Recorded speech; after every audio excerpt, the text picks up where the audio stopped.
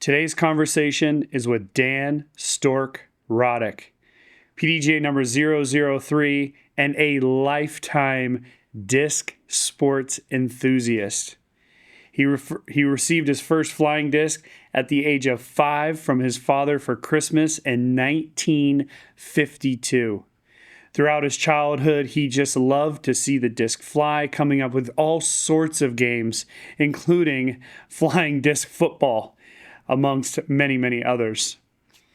As he became an adult, he enjoyed competing in many different disciplines and was influential in designing the very first rules of most games, and certainly was around to see a lot of the first ones played.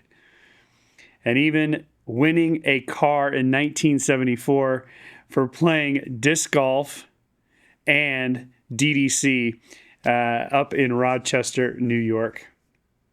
Dan has spent so much time being a part of the administrative side of so many different organizations, from WFDF to the PDGA, being the editor of multiple magazines, as well as working at Wham-O through some of the most influential years of Wham-O's sort of second half of their business.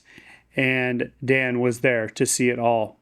Today's conversation was so much fun. Terry and I were, I would say, a little nervous before we started this conversation with Stork, even though we know him very well.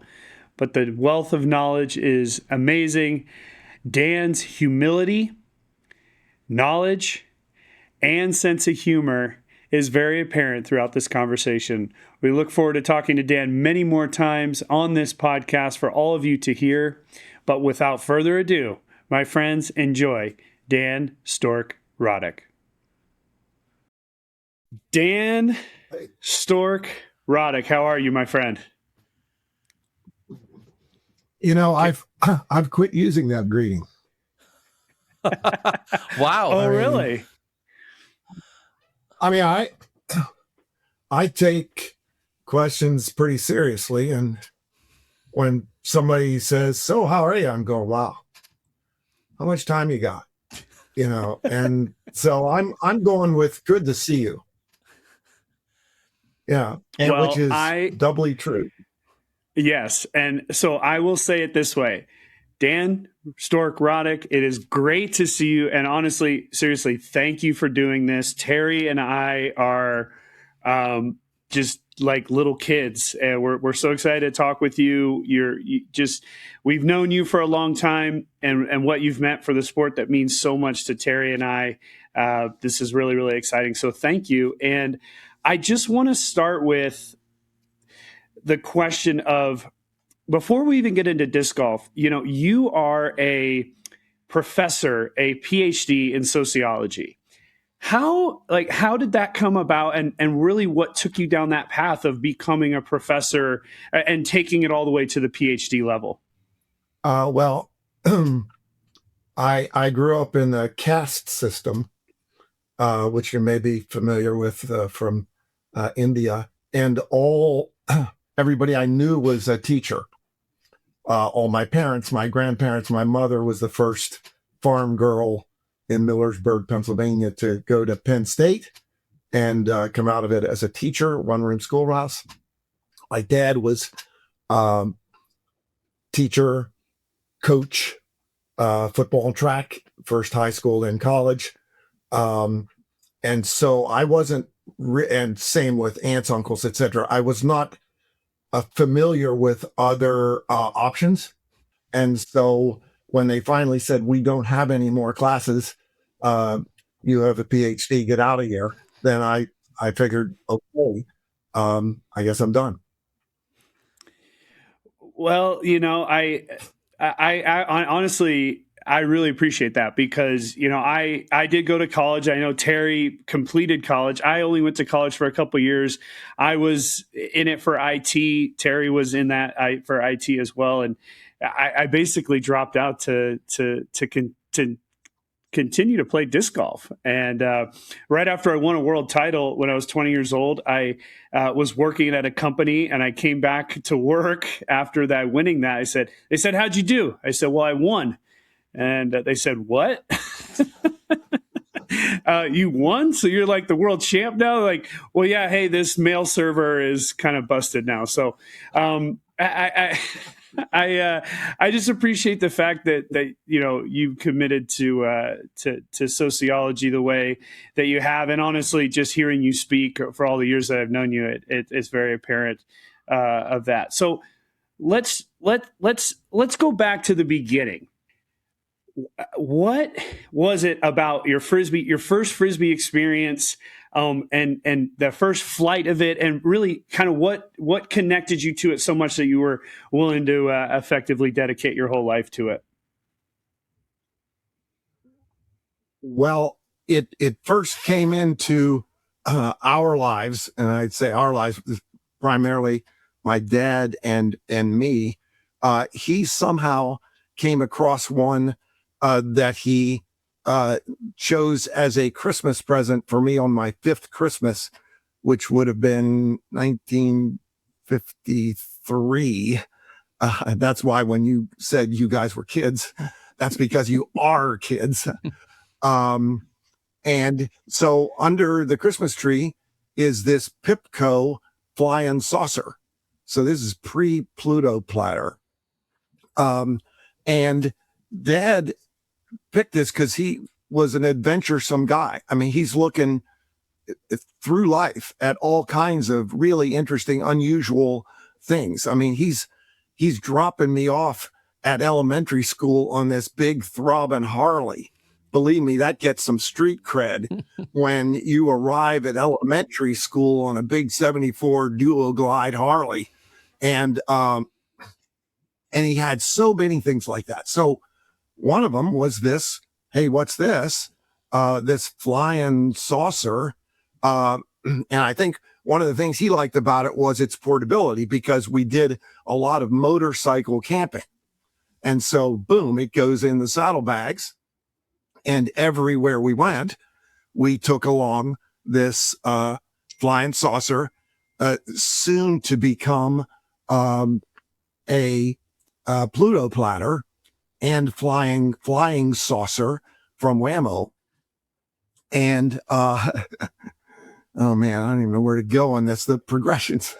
One of the trips we took to attempt to answer your question is, one of the trips we took was to the Seattle World's Fair in '62, and we went in a homebrew trailer that Dad had made that was a fold out, the first we'd ever seen. He got the plans in Mechanics Illustrated, built this from scratch, plywood and blah blah blah. We haul it to Seattle, and we're there, and we got separated from him. My mother and I are somewhere, and he's somewhere, and then we finally connect with him, and he's at this demo area that are these people from Wham-O showing off this new Frisbee thing they have. Well, he had been watching behind the ropes, and the demonstrators were very careful about, okay, don't let the crowd get involved whenever we're throwing. And one slid under the rope, and of course he zings it back, and they go, whoa, let's bring someone from the audience and see if we can teach them right now. So they bring him out. He's playing with them. This is pre-phones or anything, so he couldn't even let us know. But he says, boy, you think I'm good? You should see my little boy. So anyway, I arrive. We never saw the Seattle World's Fair. We spent the entire time playing with them and, exchanging ideas. And they had some things. I think they maybe showed us the skip shot, and we showed them a couple of, the behind the head catch for sure, but we were just loving it. And then we went away, they went away. And that was kind of, whoa, whatever. And we went home, but we had the idea, the germ of the idea, and now we're into it. We're super into it. And we're going to fast forward to the World's Fair in New York, Flushing Meadows. We go there. There's another Wham-O demo, which incidentally, I've never been able to figure out who these people were. But by now, we're considerably better than they are. We meet up with them, and we're throwing back and forth, doing various tricks again, not super advanced compared to freestyle now, of course, but we had another connection, and then it was sealed. I mean, it was our main thing. Every afternoon we would play in the backyard. And so Dad and I were just tremendously into it. Now, we didn't know anybody else other than these aliens who had appeared at these World's Fairs. We had local friends who I had kind of drawn in, and we played a lot of Frisbee football. That was kind of our thing, of 4 downs and it's a turnover, or, you know, you're always quarterback, et cetera, et cetera. And we played that for, oh man, many, many, many years. And then invented what we called Eastern Trick Catch, which was kind of an amalgam of guts and freestyle that, I mean, holes were worn in the grass in the back. And then, interestingly enough, we also had this game because Dad ran the planetarium and taught astronomy. We had a Pluto platter, so man, it had planets right on it. So we played a lot of space game in the backyard. Space game was you picked out one of the trees in the backyard and they had little planters at the bottom. And it was how many flights you could make until you landed in the planter that you had picked out. Now, I'm embarrassed to say that we never looked at each other because Dad was a great golfer. And he once hit a 63 at a local course. We never looked at each other and said, you know what this is? This is Frisbee golf. We never did. It was the space flight game. So I'd love to jump in there and say, we invented this golf, but we didn't. We, like a lot of other people, played games that did that. And so we played all that stuff all the time until kind of we ran into IFA and Goldie Norton's book and the IFA news and saw, wow, there's other people out there who do this too. That's crazy. You know, I wonder what they're doing. And so, the die was cast. And I won't go any farther in that story which eventually takes me to Rutgers, blah, blah, blah, blah. But you ask, how did I get started? I think that's a fair summary of how the virus was embedded. Yeah. And one of those things that jumps out to me is you even said you didn't necessarily know who these people were for Wham-O. And all these years later, do you guess they were part of the sales team, like the actual marketing? Like, you know, they clearly weren't necessarily a traveling sports team or a promo team, or maybe they were.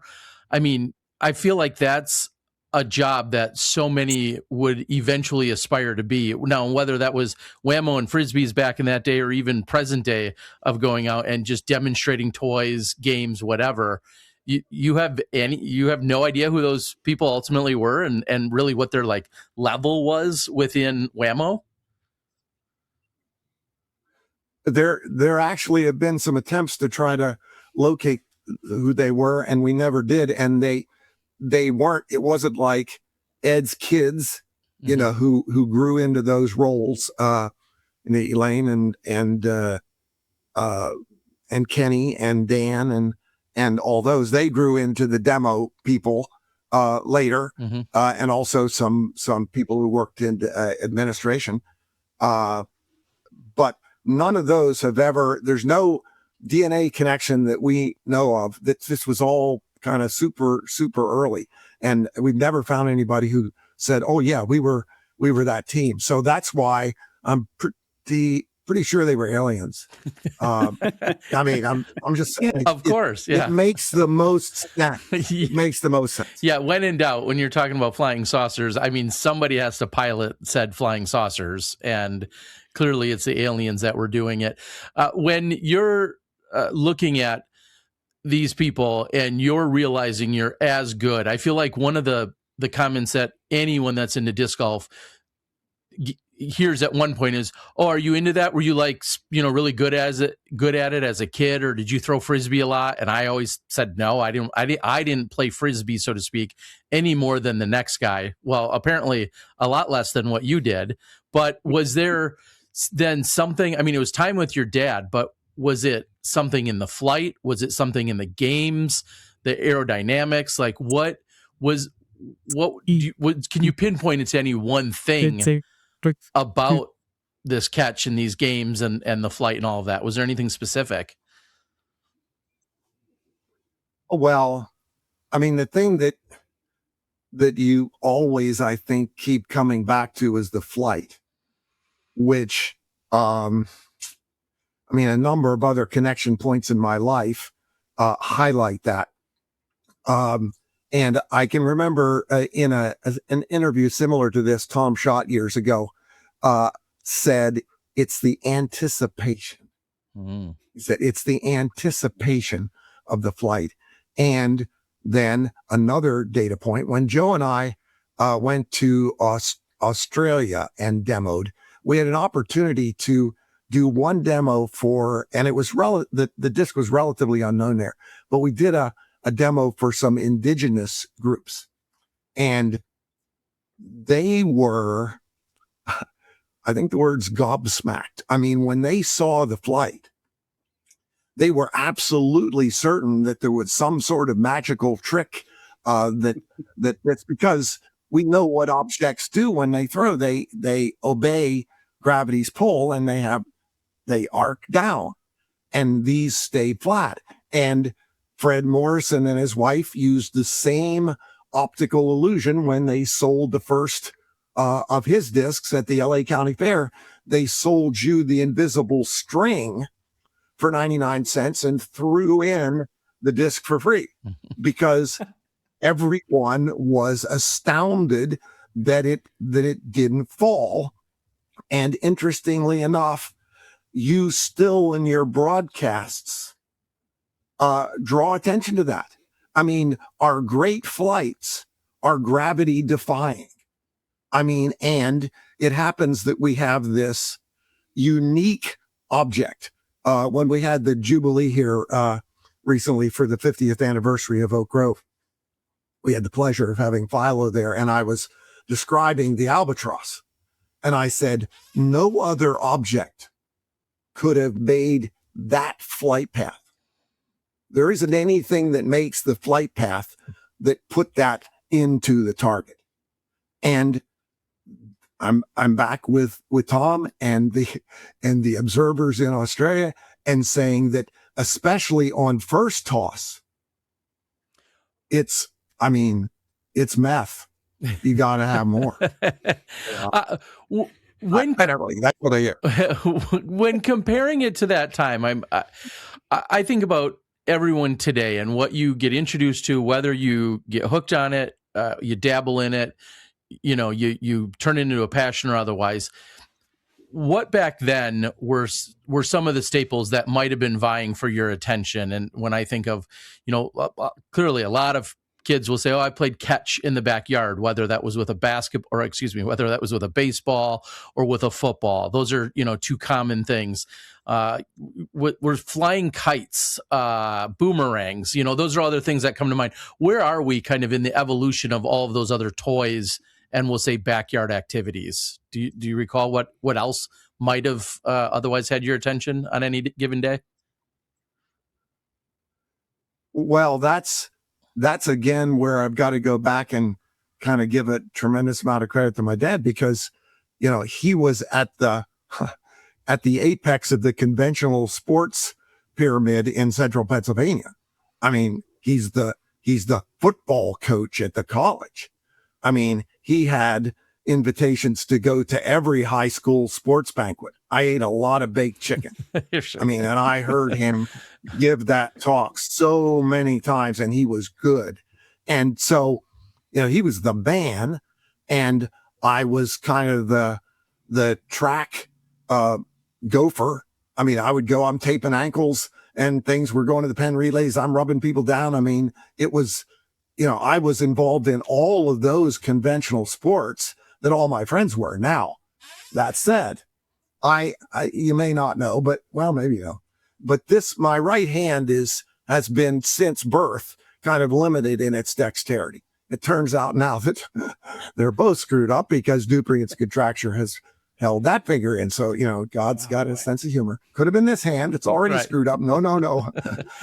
Let's screw up the good one. But anyway, and so baseball was not a real natural for me because you got the glove on one hand and now you got to throw the ball with another.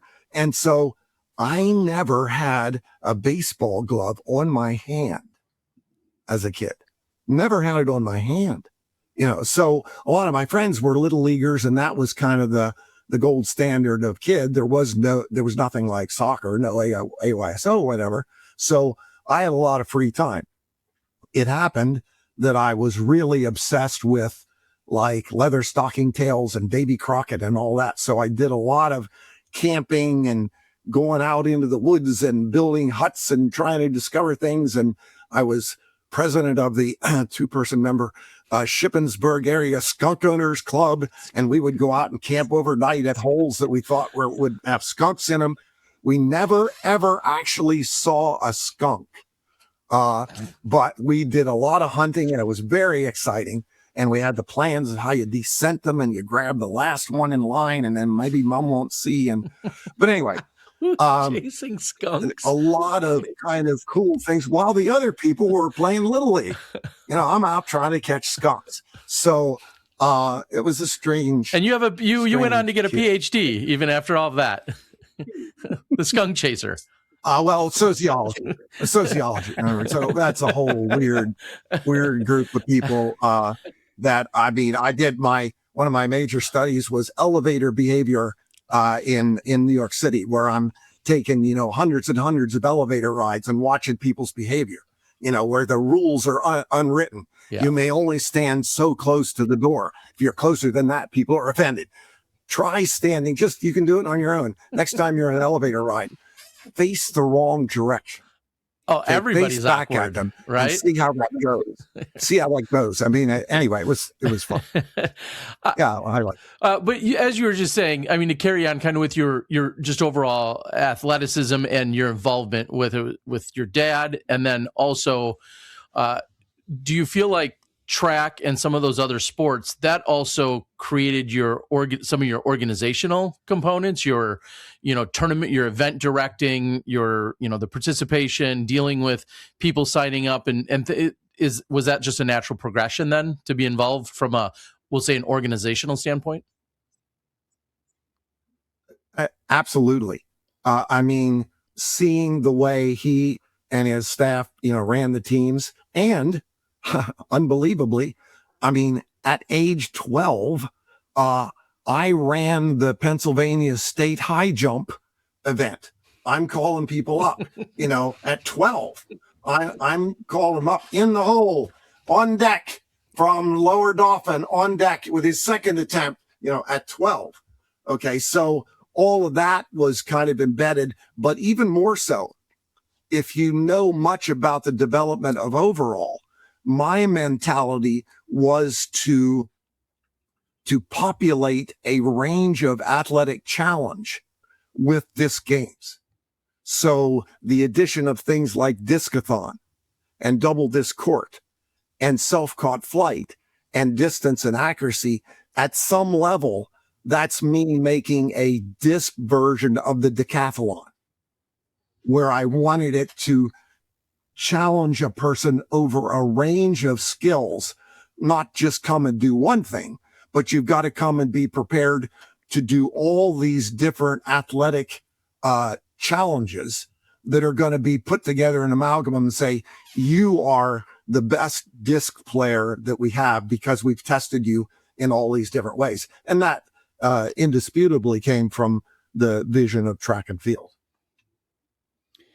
Yeah, I find it so interesting, Stork, because you're talking about your right hand, and somebody who was obviously dealing with that throughout your life, but yet you still continue to push forward. I find that such a uplifting story, but also just like, I think a lot of us can learn from that you don't take your disability and sort of like say, well, I can't do that. You really didn't do that. And you found ways to make it work. And I love that aspect to it, because I think a lot of times people look at deficiencies or injuries or things as like a bad thing. But I think in a lot of ways you've taken that forward and done so many awesome things with it. What year was that second World's Fair that you went to, the one that was in New York? What year was that? Yes, exactly. It was later. Um, the- let's talk a little bit about AI. And not you, not you. That those kinds of facts are so easily available to us now that no one will actually know them in the near future. If I had to guess, I would say 1970 probably, Flushing Meadows. So 8 years later, roughly. Okay. Yeah. So, you're born in 48. So you're like 22 at that time? Do I have that wrong? Do I have that right? Yeah. About 22. No, that's about right. But that's the funny thing, so at that time, because I didn't get started playing until I was 5.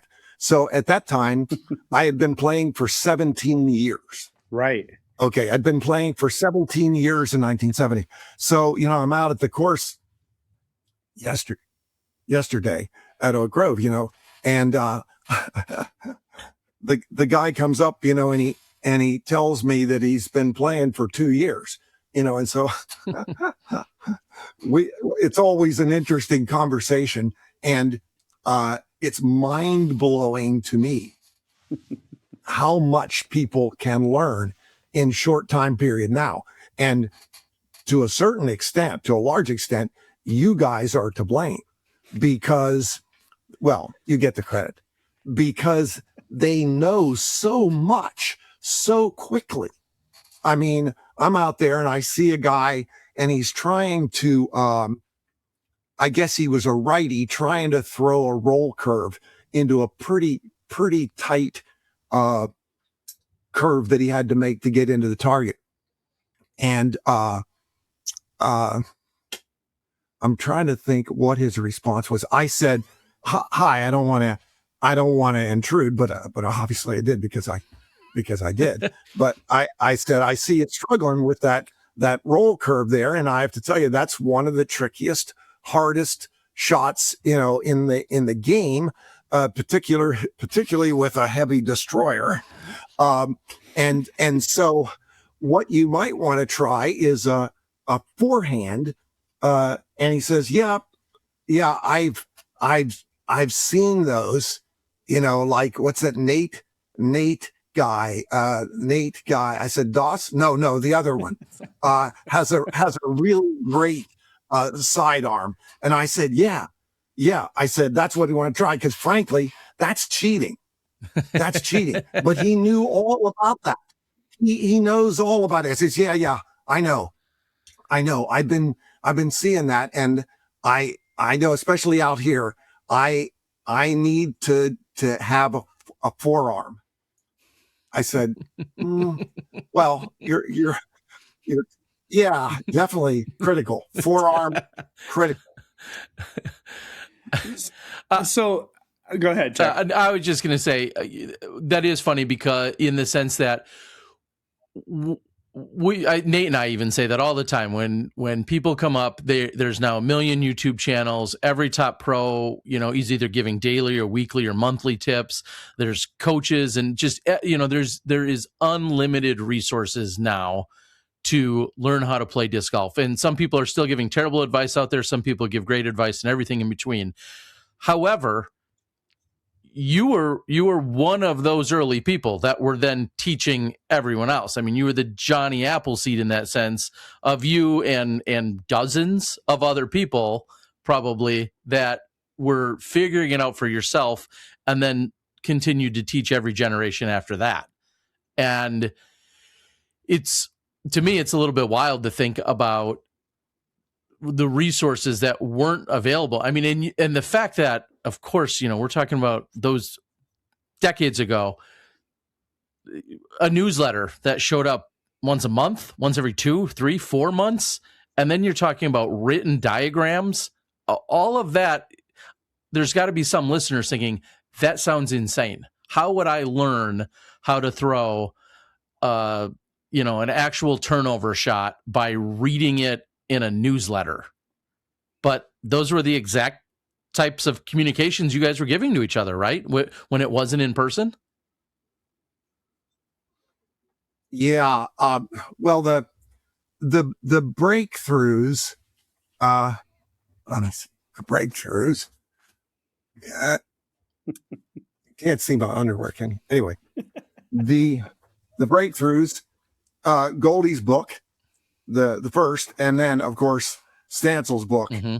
I mean, man, when we got that, it's like unbelievable. I mean, well, literally unbelievable, because Dad and I looked at the sidearm, and there's some tongue in cheek in here, and we determined that the sidearm was a joke. He was making that up because it's impossible to do. We tried, could not be done, Mm-hmm. could not be done. So fast forward to when Jimmy Scala and I go to the IFT, and we get out of the car, and the first guy that we see throwing is Victor Malafronte throwing his macho Sidewinder. We were absolutely speechless, literally speechless, could not speak after we saw that throw. And I'm saying to Jimmy, I'm sorry, buddy. I told you that was a joke. That is not a joke. And I mean, it was just mind altering to see, and a number of the Berkeley Frisbee group people were there, and they were just so embedded in everything. I mean, Roger Barrett was there, and he flips over a pro and he shows me, I've now thrown, 50,000 throws. And he turns it over and he says, you see that little number there by the nipple? Oh, I never noticed that before. Okay. That tells you what mold it is. And all of them are different. I go, oh my God.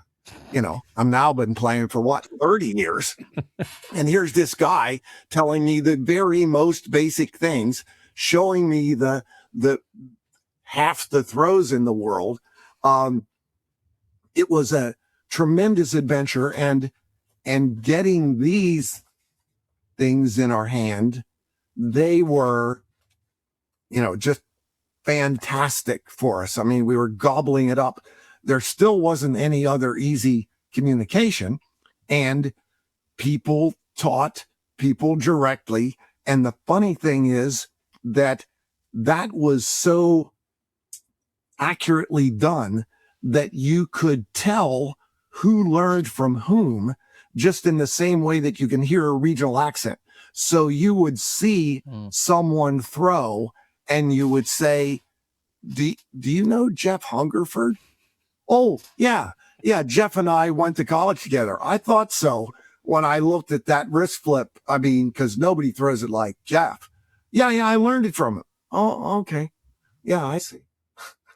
Which is funny because to this day, right, that we still see sometimes, well, often, we see our newest players mimicking the superstars. You can tell when somebody has an Anheuser, hold on their putt when they're coming back, if they maybe grew up in California and watched Nate Doss do his putting, when for many years kids were wiggling their left foot, their left plant foot, like Paul Macbeth. I mean, just such a very specific tell. Or when somebody's flipping their putter over their head, like Paige Pierce, you're like, okay, when you're following all these, completely unnecessary things, you make it more obvious. It's a tell on yourself as to, who you've been watching, which is great. Yeah, I mean, Jackie Chen in Taiwan, you go watch him. The first day I met him, I'm like, okay, well, yeah, he's watched Paul Macbeth play. And it's, so I think to this day, there is still a lot of that influence, which makes sense, but it's so much easier today. I mean, it's literally typing in a couple words onto your phone, and next thing you know, you're watching top level disc golf, whether it's the tutorials or the breakdowns or even just coverage, and you're learning and consuming. And again, the idea that you guys were reading it in a book. I mean, I don't want to sound like an idiot, like I can't read, but just, I think of the practicality of anyone truly learning form and technique of a new sport today and thinking, yeah, I'm going to go get a book on that. Like I don't see that happening. And just for clarification too, for everyone, depending on how in tune or how old you are, when you said Sidewinder, you are not talking about, the disc that came out in 2005 by Innova. You are talking about, I was going to say, was it a signature move? Was it a name he came up with? How did the term Sidewinder come about in terms of the way he contorted himself and then released, or what? Where did that come from? Yeah, that iconic picture in it, and it's around. I'm sure you've seen it probably from his Japan tour, but where he was cranked way over. Think kind of early Sarah Hokum, way over on it, and now because he's throwing, 110-gram disc super fast. I mean, he's releasing it really fast, and he called it the Macho Sidewinder. That was his term for it. I mean, it was a sidearm throw, but it was his signature move, which was the Macho Sidewinder, which he used for everything, including SCF. So you can imagine he's cranking that thing and getting it to delicately go up there and crest on the air and come back. I mean, he was an artist, an aerial artist, which he would have told you himself. Two things. One, those books, I want to hold those up, and if you reference any books in our conversation today, I want to make sure we put them up, and I want to know the full names, because I want people to understand kind of the history of the books. That Stancil book, I knew Stancil as a kid. I played so many rounds of disc golf with Stancil, but I want to make sure we get all those books out there. So, what was the first book you held up, and just give us the name and the author? Okay, this is Goldie Norton's The Official Frisbee Handbook. Goldie Norton, and Goldie worked for Wham-O, and was a buddy of Ed's. And the official part kind of flowed from Ed in particular, was very much into official, and he thought that was kind of the key. Like the Pro, if you remember that the Pro, if you've seen packaging on the early Pro, it was the intercollegiate model. And there were pictures of college age people throwing, and the Olympic rings were on the center of the label. Well, all of that was made up. There was no intercollegiate play at that point, and they had nothing to do with the Olympics, but that's what it was. So that's the Goldie book. And then later came from Stancil. I'll show you the back first. Our guy Stancil.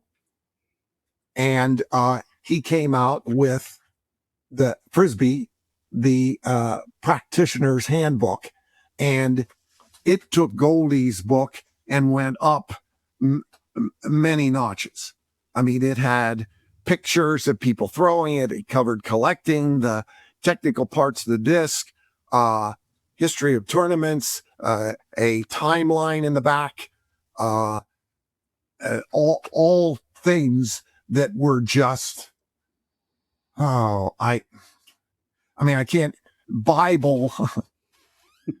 I don't want to get in trouble here, but it was bigger than the Bible. Yeah. I mean, it was the Bible on roids. It told everything that we could imagine about the sport. I think Stancil was such a thoughtful person. Every time that Stancil spoke, it was kind of like, boy, I didn't really think of it that way, and of course I met Stancil. He was much older, and his game wasn't there, but he just still loved being out and playing. And he gave me an early copy of that book way back when. So man, love Stancil. And the next thing I wanted to get to, I want to take a quick detour to Victor Malafronte, right? He is number 002, if I have that correct, as far as PDGA is concerned. To me, everything that I've heard coming up, it's like there's this aura around Victor. Not only does he have a very unique name, a name that it's not like his name was John Smith. It's Victor Malafronte, and he seemed like the original superstar to me. Can you give us a picture of Victor and sort of his pathway as far as you know it? A number of the words that you used are definitely central ones to Victor. Unique. He was charismatic, a looker. I mean, he, I think his dating life was very active. I believe the term, and I'm venturing into areas of life that I don't really know that much about, but there's a term called bedroom eyes. I don't know if you know it or not, but people have often said I have living room eyes. I'm not sure exactly what that means, which is, what do you look like? You'd be great to talk with. But anyway, Victor, he was a player in every sense of the word, and just a really urbane, smooth dude. He had been in the Marines, and he was living in Berkeley, and kind of the BFG, the Berkeley Frisbee group, you'd have to say that he was kind of the epicenter of it. There were a number of other big name people there, Bob May and Steve Gottlieb and Chuck Schultz, and it drew his charismatic power, drew a lot of Roger Barrett, Tommy Rand was in there, and he drew those people to him. And they owned Sproul Plaza at Berkeley, and they would play out there every day. I have no idea what his livelihood was. But he was kind of, I don't think he was attending classes there. He was just a resident of Berkeley, essentially. But it's interesting, in an interview, and I got to know him pretty well. He was nice enough to invite me along on the Japan tour that they did. He and Monica Liu had done one, and then they wanted to bring a bigger team, and they brought maybe a dozen of us over for an early tour. Joe was on it, and Gail and Gottlieb and McRae and Wyan, and John was part of that up there at Berkeley too. And I got to know him pretty well. And man, the ultimate showman. And I say that with Craze whispering in my ear, going, I wasn't bad too. Yeah. Craze is the modern Victor in terms of the ability to just jaw-dropping attention from the crowd. But Victor, and then of course he hooked up with John, that when Kirkland made the connection with the Trotters, he was smart and said, well, who do I want to play with? Well, Victor, so Victor and John was, a tremendous combination. And they did a fantastic thing with the tour that got them into Sports Illustrated, that feature article that really in a large way exposed the sporting world to disc sports. I mean, that article and the tour, which went many, many places, and lots of people report that was their first exposure to high level play. And I was fortunate enough to go to a number of those shows, one in Madison Square Garden, which is a famous one, and the Wham-O crew was there for Toy Fair, I think. So Ed and a bunch of other cronies from the front office was there. And so Victor and John are doing their thing. And they had a bit in the beginning where they threw MTAs up into the upper reaches of the arena. And then they would cascade down and trick catch them typically at the other end. So John stones this one up to the heights of the arena, and you can see it dancing on the HVAC vents as it's up there dancing. I mean, unbelievable. It tips over and it now is dive bombing to the other end, and it's going right for the basket. And Victor, sensing the moment as it's coming in, he goes like this, nothing but net. I mean, Wow. it just whips through the basket, nothing but net. And it brought down the house. Now, later in their normal show, they shot baskets. Not that night. They had already played that tune. And so they did not shoot baskets that night because they had just demonstrated that they could do that anytime they wanted. And I mean, that was just how, and in Japan, I can remember him doing that same kind of thing where he had a bit where he would go back and he had a little bit of Japanese under his belt, and he would go first from the foul line. He's got to throw a 2-finger into the basket. Too easy. Back to, the outside of the circle. Too easy. Half court. Too easy. 3/4 court. Too easy. And the crowd, and so now he's finally at the other foul line. Of course, he throws the first one in, and I mean, it's just, I say, it's like Craze is the only other person I know that I can remember one time they wanted, what was it? It's That's Impossible, I think was the show. John Davidson maybe was the host. They wanted Craze to come on and set a world record. They wanted to set a world record. And so they're calling me, well, what world record? I'd say, well, the longest field goal into a basketball net. Well, do you think he can break it? I said, hey, do you understand the concept of world record? I mean, it's a world record because it's really hard. You may be able to break it, you may not. I say, okay, well, do you think there's a good chance he could break it? If anybody can break it, Craze can break it. Okay, we'll have him come on. So he comes on, and then they tell me, well, there's a low overhead in the studio, so the flight's only going to be able to be like 6 foot ahead above his head. So he's got to throw a backhand. I'm going, oh man. Well, then can I adjust if a backhand? No, probably not. He throws the second one in, caroms off the back into the back. And Davidson said, I thank good call on Craze. He did it perfectly. He missed the first one and then made the second one. Yeah, says that's what he usually does.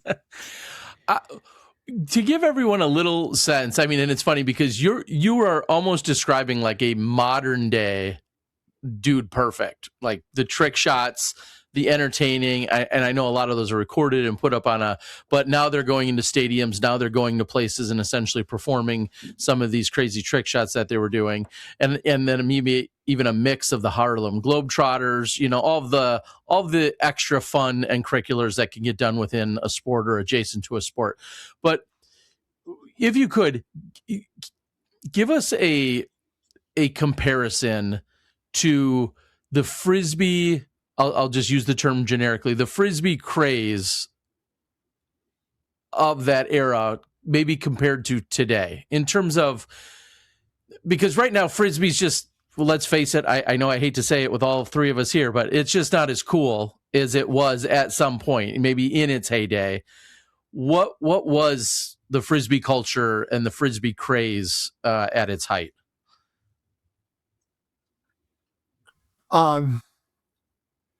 That's a really intriguing question, and not one that most people raise, because when you look at the development of particularly ultimate and disc golf primarily, because they're the monsters of the sports development, you say, wow, it's just a breakneck development and speed, and everybody's doing it. But during those craze years, not craze, the craze, the fad. I can remember 4th of July at Lacey Park, which is in San Marino down here, was kind of the where the Duvalls cut their teeth, and a lot of big time people came out of that park. For the 4th of July, there was an area about this 3/4 the size of a football field that they just devoted to Frisbee tossing prior to the fireworks. and it was packed with people just tossing the Frisbee back and forth. Go to the East Coast, Washington Square. Every day there were dozens and dozens of people around the fountain in Washington Square that you would just come, you would toss your Frisbee into the mix and people would throw it across the fountain. You catch whatever one comes over and you zing it back to the other side. Same with Sheep's Meadow, up in the park. And I'm sure many other places around the world. Fast forwarding to now, my wife, Janet, and I do a lot of beach camping. And it is a rarity that we see anyone tossing a Frisbee back and forth on the beach, just playing catch. We made a trip a few years ago to Australia, Bondi Beach, not a single Frisbee in the entire walk up and down the beach. And I'm personally disappointed in myself in that I would have thought that everything we did, every seed we planted would have made that a permanent recreational activity, because tossing a ball of any sort back and forth is simply not nearly as interesting and challenging and fun as tossing any sort of disc back and forth. And so I'm amazed. And even if you happen to see a couple of, I call them muggles, because it's people who don't know the magic from the park. Muggles, that's also when somebody's walking out and, setting up their picnic in front of your target. That's a muggle family picnic. We can win them over, but right now they don't know the magic. Be nice to them. It's tremendously disappointing. Even these two muggles who happen to have a disc or thrown back and forth, as it comes in, they kill it. I would have thought after all the trotters and all the stuff we did, they would have at least learned to give it a couple of tips before they catch it, or to try to delay, in the same way that kids out on an elementary school basketball court, they're trying to dunk. They've learned that there are better things. They're trying Steph's 3-pointers. They know those things. And somehow we didn't get that done. I'm sure, I'm kind of I'm a big hacky sack fan. I'm sure they're equally disappointed. It used to be that before every event, people were kicking at hacky sack circles. You rarely see it. I'm sure rollerbladers are disappointed. It used to be, I'd see one going past my street every 5 minutes. What's the last person you saw on the street rollerblading? There's nothing less interesting about it, of any of those three things. But for somehow, things ebb and flow in their general popularity. And I would have thought that Frisbee back and forth would have stuck better than it did. Now, all that said, that doesn't take away from all of the activity that's in disc golf and ultimate. But if you see two people thrown back and forth, they're probably ultimate players who are practicing their ultimate throws. I don't know why. I don't know why it's gone away. Just incredible stuff. To me, a little bit of that is the quality of the disc. And I know that we, obviously we have these companies now and there's, it's just a free for all.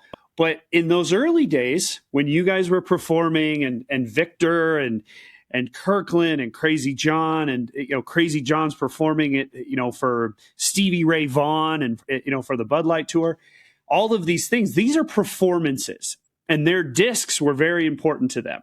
And even in those catch days, there was only so many people making discs and Wham-O was doing their thing. But then it became this free for all. And I have been given discs by my sister, actually, out on the beach and said, "Hey, I brought this. Let's play it." And it's like, wow, you can't throw the thing. It's just it's a piece of junk. And I feel like a little bit of that is that. I think that was a little bit of the diversion. Like the quality was in the discs and with ultimate discs, and those things really fly true. I think if a real Frisbee was given to somebody today regularly and they could play catch with it easily, I think there would be a lot more people playing catch. I don't know. I mean, that's just kind of my thought. Yeah, I would chime in and ask maybe, and you brought up such an interesting comparison, Stork, with something that's singular versus needing another person. You need somebody else to play catch with. Most people aren't going to go out and all of a sudden just pick up self-caught flight or MTA or whatever. They don't have any idea really what it is. Though MTA is sweet, I will say. No, I love awesome. them. I'm just saying, like, when it comes to a football or a baseball or a Frisbee, you're generally playing catch. You generally need at least one other person. Whereas your point about a hacky sack is great because it can be singular. It can be just you on your own practicing, I guess, or I think of another maybe example you could throw in there is yo-yos. And how many people, I know a couple of yo-yo grandmasters actually, and of course you see their passion and they are thinking, man, this little thing fits in your pocket. You could be yo-yoing anywhere at any time with no regard to, space or people really. Why does everyone not walk around with a yo-yo? And maybe when I think of a hacky sack, I think of a yo-yo in that sense. I think one of the barriers to a Frisbee is that you need that other person. But then we also know you can go out and make friends that way. It just would be interesting to walk into, you mentioned, some parks or wherever, to go to City Park tomorrow in New York and just like lightly toss a Frisbee someone's direction and then see how that reaction goes. That sounds like good YouTube content for present day, but just see how that reaction goes with the people. It would probably break your heart to see if you threw a Frisbee lightly at 100 people that were kind of saw it coming at least, or said, "Hey, heads up, coming at you." It would probably break your heart, Stork, to see the how many people would embrace it? Do you think out of 100, Stork? Well, it depends. It depends a little bit on age. I will say that there are, we have friends out still doing school tours. Mm-hmm. Some specialized, like just disc golf, but other like Rob McLeod still does a classic school tour visit, and kids still love it. I mean, it still is engaging, and I mean, it's the nature of kids that a charismatic person can come into a kid environment and make anything stick. Mm-hmm. You can have a junior high chess club where a person who is a charismatic chess enthusiast can come in, and all at once they've got a 20-person chess team. Unicycling, juggling, any of those activities, kids love to embrace that kind of thing. And Frisbee still has its magic. I mean, when Rob goes there, they're in love with him and the Frisbee. They all want a Frisbee, and they may not have had any playing experience with it at this point. We've had enough of a gap that they may not have had experience with it. When we had the junior world championships at Wham-O, we were delivering packages at its peak to 2,000 schools in North America that automatically had this program that eventually ended up the World Junior Championships. But the local had pretty much every kid who was in phys ed trying out throwing, catching, trick, accuracy, distance, etc. So they got to try their hand at it. I'm not saying that the lack of that program is the cause of this decline, but I'm sure when you play arrives at a school at the end, there are a lot of kids jazzed to play disc golf. And that's where often when I'm sitting in a PDGA board meeting and we're talking about how do we get juniors going, how do we get more people, that critical thing is that after you play leaves, what do we have to offer those kids who are now keen to play? What's their next step? Because when they look around the rest of their environment, all the other conventional activities are really robust. Their AYSO program is really ready to take them on. The Little League program is, all those programs are super effective. And my own grandkids, it's hard for me to carve out time to have them play disc because they're doing these other things so successfully. I go out to an AYSO day. I'm looking at a field. There's 20 teams of kids and hundreds of adults who are supporting this, who probably didn't play soccer as kids, but they're out refereeing and coaching and being the trainers and all of that. And it's hard for a kid when all of his or her buddies are doing those things. And even if they got fired up by our one-time visit at the school, they say, what's the next step? Where's the junior disc golf activity every week for my kid to go to? And let me add one additional sidebar. Okay, it's two sidebars. The other things that support that is the parents' decision of going, you want to do what? You want to go play disc golf? Did I hear that right? Disc golf with a Frisbee. Okay. I've heard of that. That's progress. Can you get a college scholarship out of it? Yes, no, on that. It's a simple question. Can you get a college scholarship? Is it in the Olympics? Okay, I'm just trying to think of upside, because if I take you to soccer, or I take you to basketball, or I take you to baseball, I take you whatever, there's upside that would be really, really cool for me if you could then get a baseball scholarship to Oregon and play for the Dodgers. That would be really, really cool. Can you tell me what the analogy is with this Frisbee golf thing? Oh, you can't? Well, let me take you to baseball. Yeah. So I'll say this. I could not agree with you anymore. I guess for me, it was the 15 guys as I was about 8 years old at De La Viega that wanted to gamble that, they kind of brought me up in my youth, and it was like, yeah, hey Nate, can you ask your dad for $5 and you can play with us. But I do agree with you. It's so many levels of sort of progression as far as, we get you play in, but then where do they have to go? And we do have a lot more courses. And I mean, look, if a kid wants a disc, I think any disc golfer would give it to him.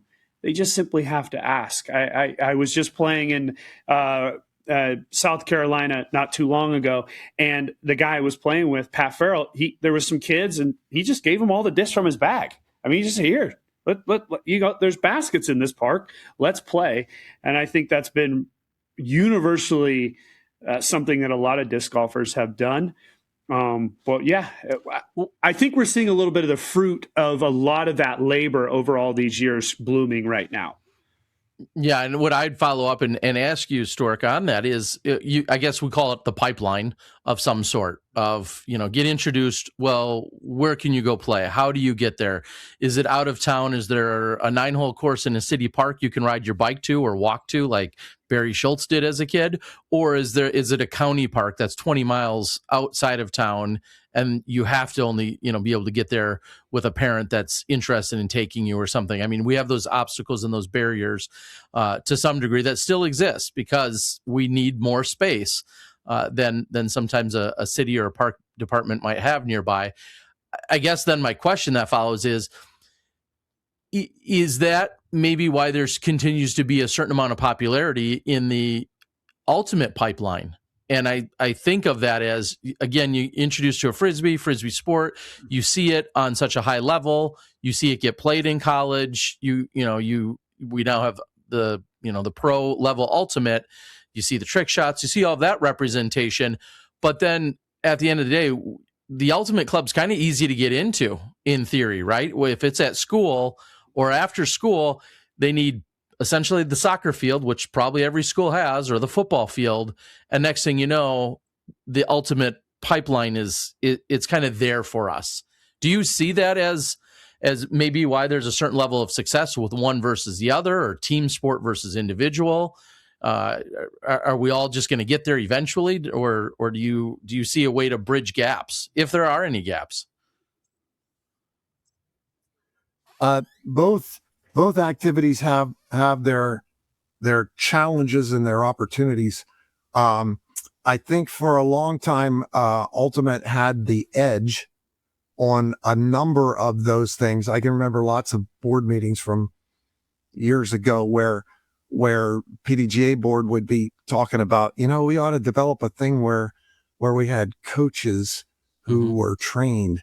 And I'm going, okay, let's not reinvent the wheel here. Our friends at then USA Ultimate, they already have a national training program.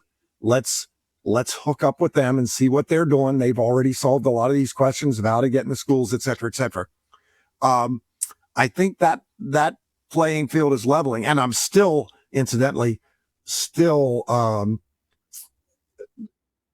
pushing that connection, because I think it is a really important one. And recently, Doug Birkus went to a board meeting of USA Ultimate, used to be UPA, to USA Ultimate, and it was, they loved it. I mean, there was a lot of overlap and sharing, and I think that's going to continue.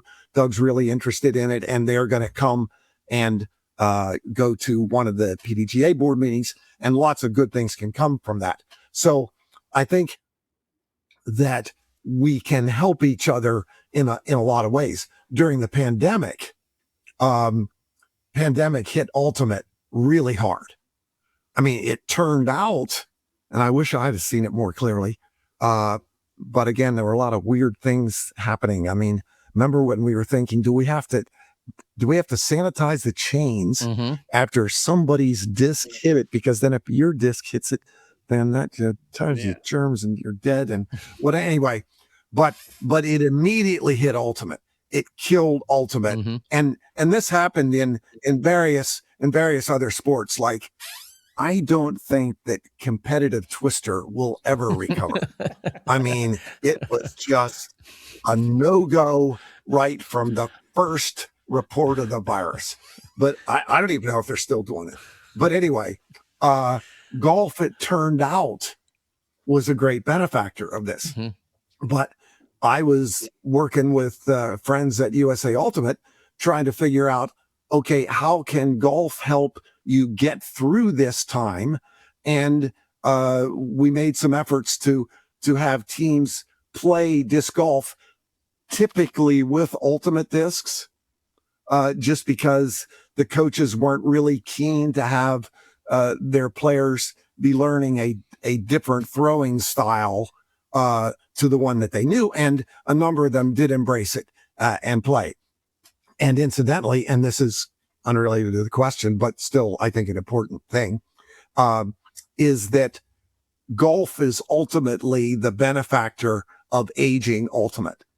That is, when someone gets to where their wheels are just not in good enough shape to continue to play Ultimate in a satisfying way, guess what? We've got a game for them immediately. And years ago, I wrote an article on disc play through the life course. And it's one of the fantastic things about disc play. It's the ultimate carryover sport. It's the ultimate carryover sport. I mean, you dedicate your young life to lacrosse, and you go to Johns Hopkins and you're All-American, and then you graduate and you are done. You spend the rest of your life telling how great you were. Not with us. We've got something for you at every stage of life. I mean, Stancil and Dad and Ed, they happily played into their 90s You know, I mean, there is no reason that people can't play our game way into their later life. And so golf is going to be the benefactor of Ultimate. We can't quite promise them the other way around. And we're going to steal some, Ella. We're going to steal some people, Brody, those kinds of people who, when they see the hot action that is over here available in disc golf, and they go, you know, I got some skills. I think maybe I can transfer them. And they're right. They are right that we've got some really good things for them. But back to the primary question about the development of the two, I think maybe golf is gaining the edge because we have the closer proximity that we didn't have in the beginning. In the beginning, you were right, Terry, that everybody had the playing field. But now we're moving to where, if you look at the map, let's take a map of Finland. Have you seen that map of Finland? Yeah. That is unbelievable. How is there any room for Finns? I mean, it's crazy.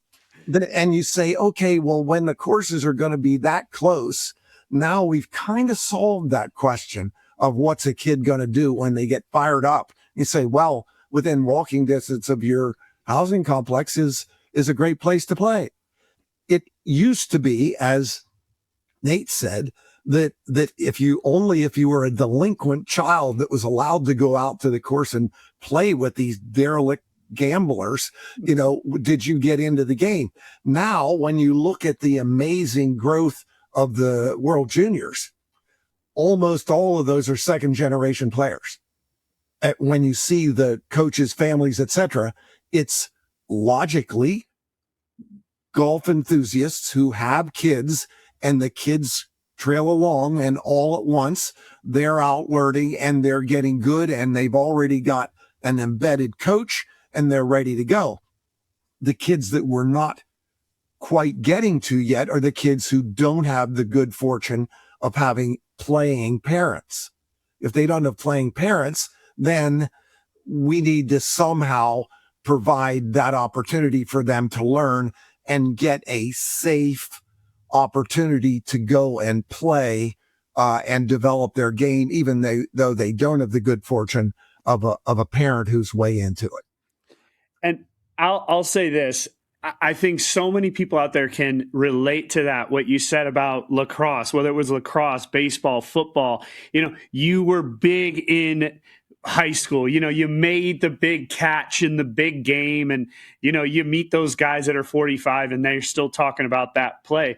And really with our sport, I mean, I know of guys, a lot of those derelicts that that taught me when I was a kid. I memean, we still talk. They're still talking about now their rating and how they're getting better. They're playing in the 50s and 60s and over and all these things. And it is a lifetime sport, and we kind of built up to it. And, you know, Dan, I want to transition back a few years and talking about competition and sort of how we got to this point, and really and maybe it's not your biggest win, but I think the one that people would maybe want to know a little bit about is winning a car. You won a car in, I believe, correct me if I'm wrong, 1974. What is this experience going into the tournament, hearing that you even can have a chance to win a car, and really what built that situation? How was the event? And then what was it like after? You're so kind. Maybe it wasn't your biggest win. Let's quickly try to think and with inflation, how much is it compared to today? Right. Is the next question. Exactly. But anyway, yeah. What was Stork's second biggest win? It's a big step off, let's say. Okay, how do I get to there? 1 year at Iowa, when Worlds were at Iowa, they were nice enough to ask me to give the opening. I guess it was invocation, you know, the Presbyterian blessing on the gathering, and I said to them, you know, some of you probably don't know me. But there was a weekend in 1974 where arguably I was the best Frisbee golfer on the planet. Now, as I look out over the crowd, I realize that even the waiters are better than I am. Anyway, yeah, and much comedy only works when it's very, very close to the truth. And that was true.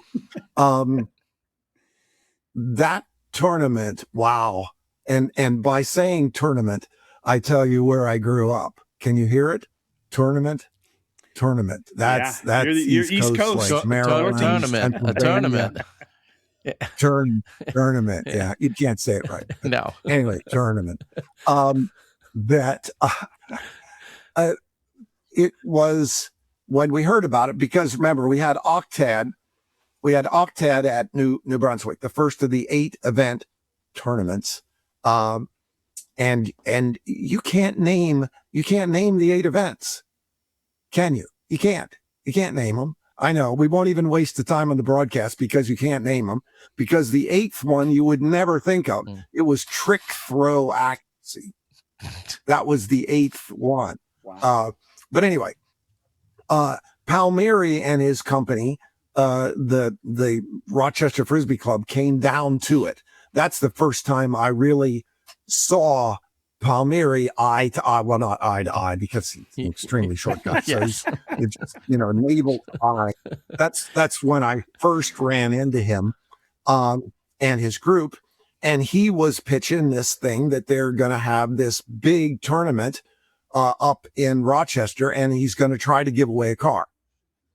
And so we're going, wow, that sounds really cool. We should try to go up there and do that. Did I think that I could win the car? Well, let's say this, that 2 weeks before the tournament, my then wife and I bought a brand new Ford Mustang. So that tells you the level of confidence I have. Mm-hmm. However, when we drove up there, Gary Subert and his wife Gina and my wife and I, and maybe even Scala, were all packed into this car. And on the way up, Subert, ever the optimist, said, "Well, don't worry, Stork, there'll be plenty of room on the way back, because we'll have 2 cars." I go, yeah, okay. I like it. Yeah, right. All right. Yeah, I guess you're right. I mean, I've been practicing, man. I practiced harder than I ever practiced. I had this one CPI, a white CPI. It was 120 grams, a monster. And I had practiced with that. That was my golf disc, period. That was my golf disc. So we went up there, we saw the course. I went out, I threw whatever, and I'm hearing about all these big name people are there. Malafronte's there, Kirkland is there, Doug Correa is there, these guys from Chicago, Conley, Bruce Koger, all these people. And I'm going, wow, okay, man, we'll see. I no idea. But a big difference was I had a good bit of experience, again, thanks to Dad. Dad was there too. He was in the tournament. Jeff Hungerbert, blah, blah, blah. I had spent a lot of time in the ball golf course. And so I knew a lot about course management and game strategy that I think a lot of the other people did not.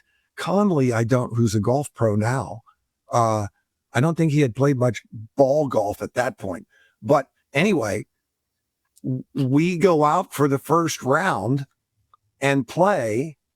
And when we come back and Palmieri is putting the scores on the board, I am 17 throws ahead of the field. Damn. What? And I'm Oh my going, God. What? What? Is this can't be, Jim, are you ending this upright? I mean, that's like, how can that possibly be? And it was a combination of course management, and I had developed this vertical putt, because remember, his baskets were these ground boxes. They were about 3 inches high and like maybe 2 feet, 2 feet, 2 feet, but it's sitting on the grass. I'm throwing this vertical putt in that's back spinning, and some of them are going in. I'm pretty good at it. Some of them are going in, but if they aren't, they're bouncing and they're pretty close. And then the putting rule at the time was that you couldn't touch any ground in front of your lie until you'd released. Well, I'm 2 meters tall, and when they're close, I'm just falling on my face and dunking it. Okay, there's a car. It's a car, for God's sakes. Yeah. You know, so anyway, sidebar on the falling putt rule is that when I came in, I looked like I'm coming off a rugby game. And I said to Jim at the time, I said, well, Jim, we can't spend the rest of our life doing this. There can't be falling putts. I mean, there just can't. So I ended up still, I guess they caught me a little bit in the second round, but I think the final tally was 11 throws in the golf. And then it was matched with DDC. And I think I finished maybe third or fourth in DDC. So I beat Kirkland by 1 position, and Doug Correa's in there also up and near the top. But that wins the car. And I mean, my mother and dad were there, and it was just an extraordinary, I mean, I'm sure it was how you felt, Nate, when you won Worlds. Who goes into Worlds thinking they're going to win? You know, I mean, I guess there are people who think that these days, but I'm guessing maybe you didn't. And I mean, it's just like your whole adolescent dream of greatness all in this one apex point that is just mind blowing. And it was the perfect day for me. So it was amazing. So a couple of sidebars on your sidebar, and then I want you to develop this story just a little bit more. First, these, you called them baskets, but these targets, these are a wooden 2x2 by 3 inches tall, and you had to stay in it. Was there a pole in the middle? What, you just had to get it in it and it had to stay. What was the target like for you while you were playing out there? Well, it's this ground box, essentially. It sums it up, and it has to come to rest in there. That was it, and that's why that vertical putt worked so well. And of course, the dunk. And I mean, I can remember watching Victor throw, and he's throwing his right-handed. He's throwing his backhand in toward this basket. It's like trying to land a jet plane on a card table. You know, I mean, it's just, if anything, it's going to skip on the box and go past. But there was no mentality of let's lay up short, make sure that we can get in and two. And I think it was just that people weren't really thinking strategically about how to score low on this. And the course was unusual. There were double bandos. By double, I mean out, back, out again. So a Z route, you know, that kind of thing. And probably many of them, including me. I mean, I guess the only other disc golf experience I had was our octad round, where we were setting the rules for the first time there.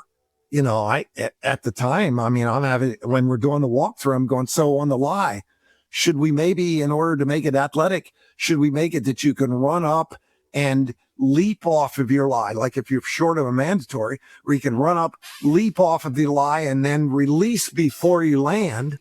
And then, that doesn't sound good. Okay, fine. We'll do it that way. And then I said, okay, well, then the other thing is, here's a toughie. And I can remember this walking through Athletes Glen, where we're laying out the course. There's trees and bushes.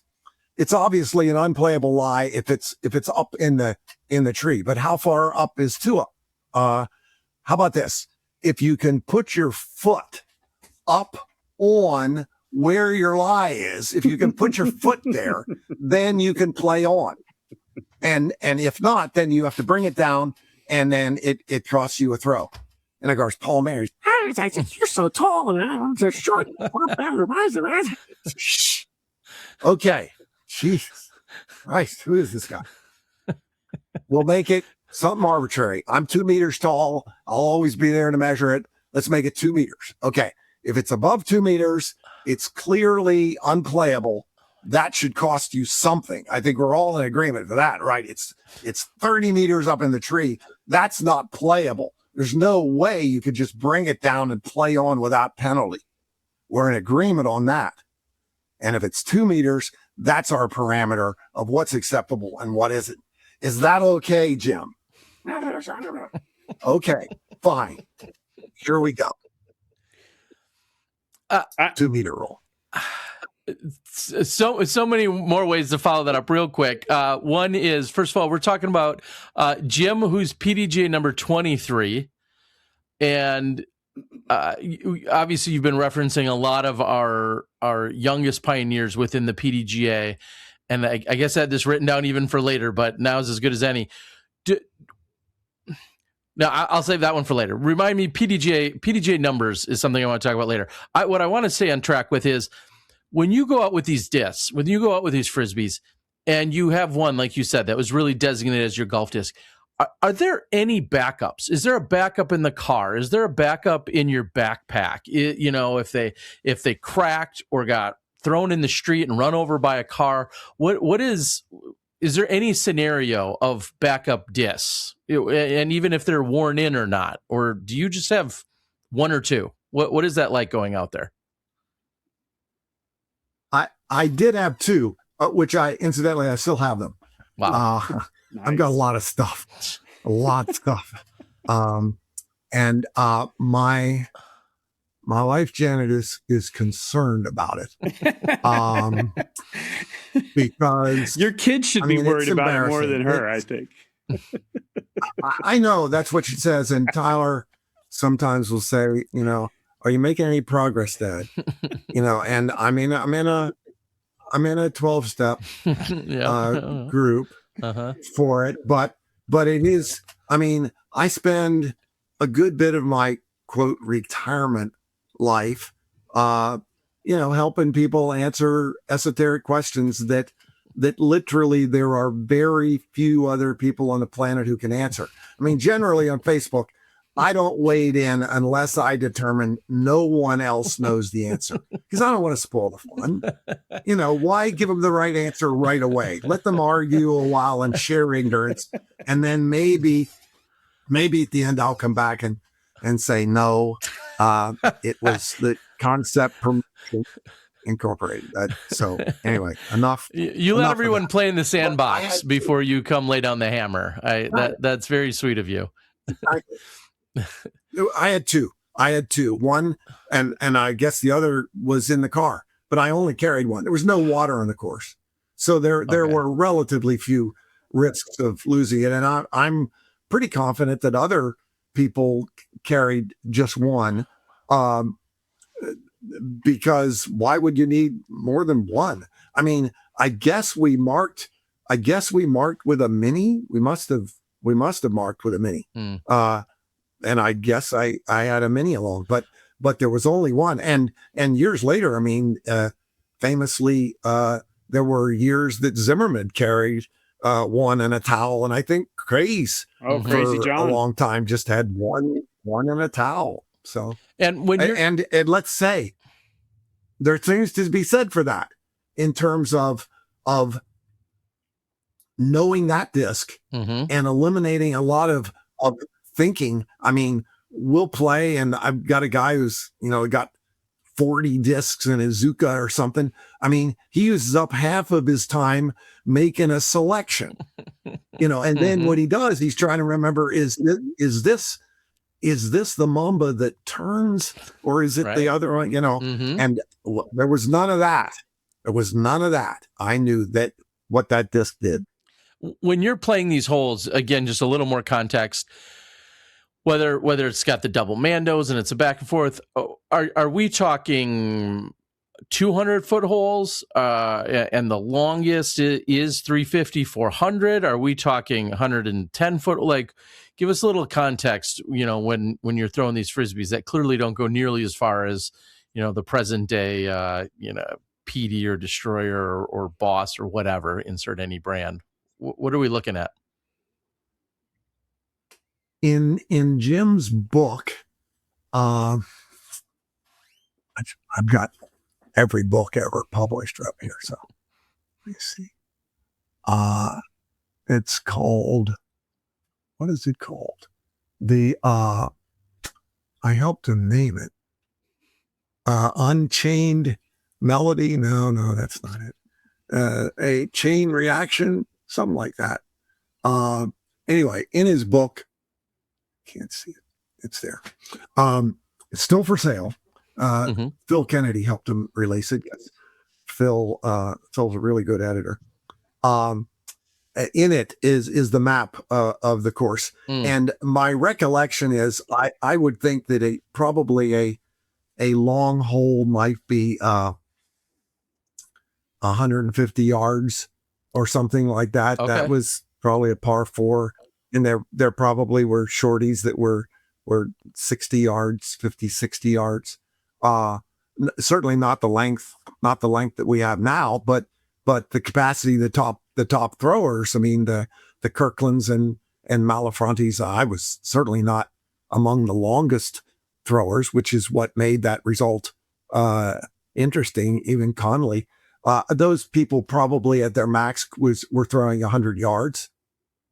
That was kind of close to the record for these lightweight discs. And of course, if the wind came up, and of course, putting, because of that lightweight, there was a lot of wind movement and that sort of thing. Not nearly the certainty that today's putters, putting, and of course, we're changing from the ground basket, and then that grew to the bigger basket, and then eventually to Ed and Kenny, developing the target that we know and love now with the chains, and Ed's very reasonable. He hated the ground basket, hated it, because it made the disc fly in a way that was unnatural. He wanted it to fly as designed. And so his dream was to have its flight interrupted. And that completed the hole, and the chains solved that. It kills the speed and it falls into the tray. Boom, Hosanna. We've answered it. Prior to that, it was just the pole or the tone poles. I don't know if you ever ran into those, Discraft, but that was still a debate of did it hit, didn't it? It was ugly. It hit there and it went away. We wanted it to be resolved that it's in. It wasn't still quite as sexy as ball golf, where they have this magic trick where the ball disappears.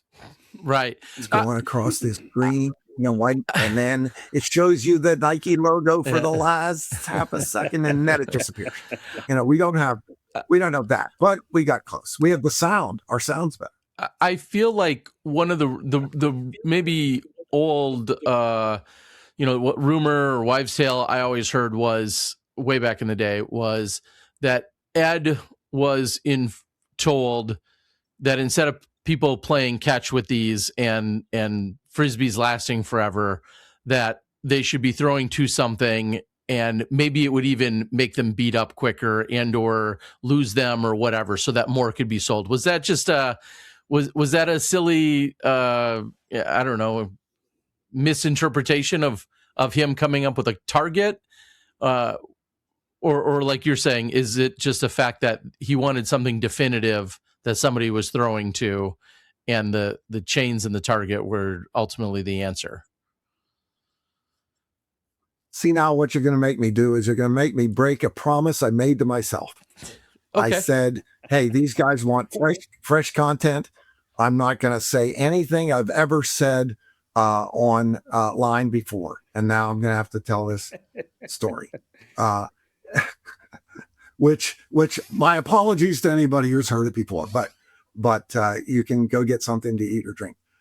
They were nice enough to ask me to say a few words at Spud Malin's memorial service. He was Spud and Rich, one of the owners and developers of Wham-O.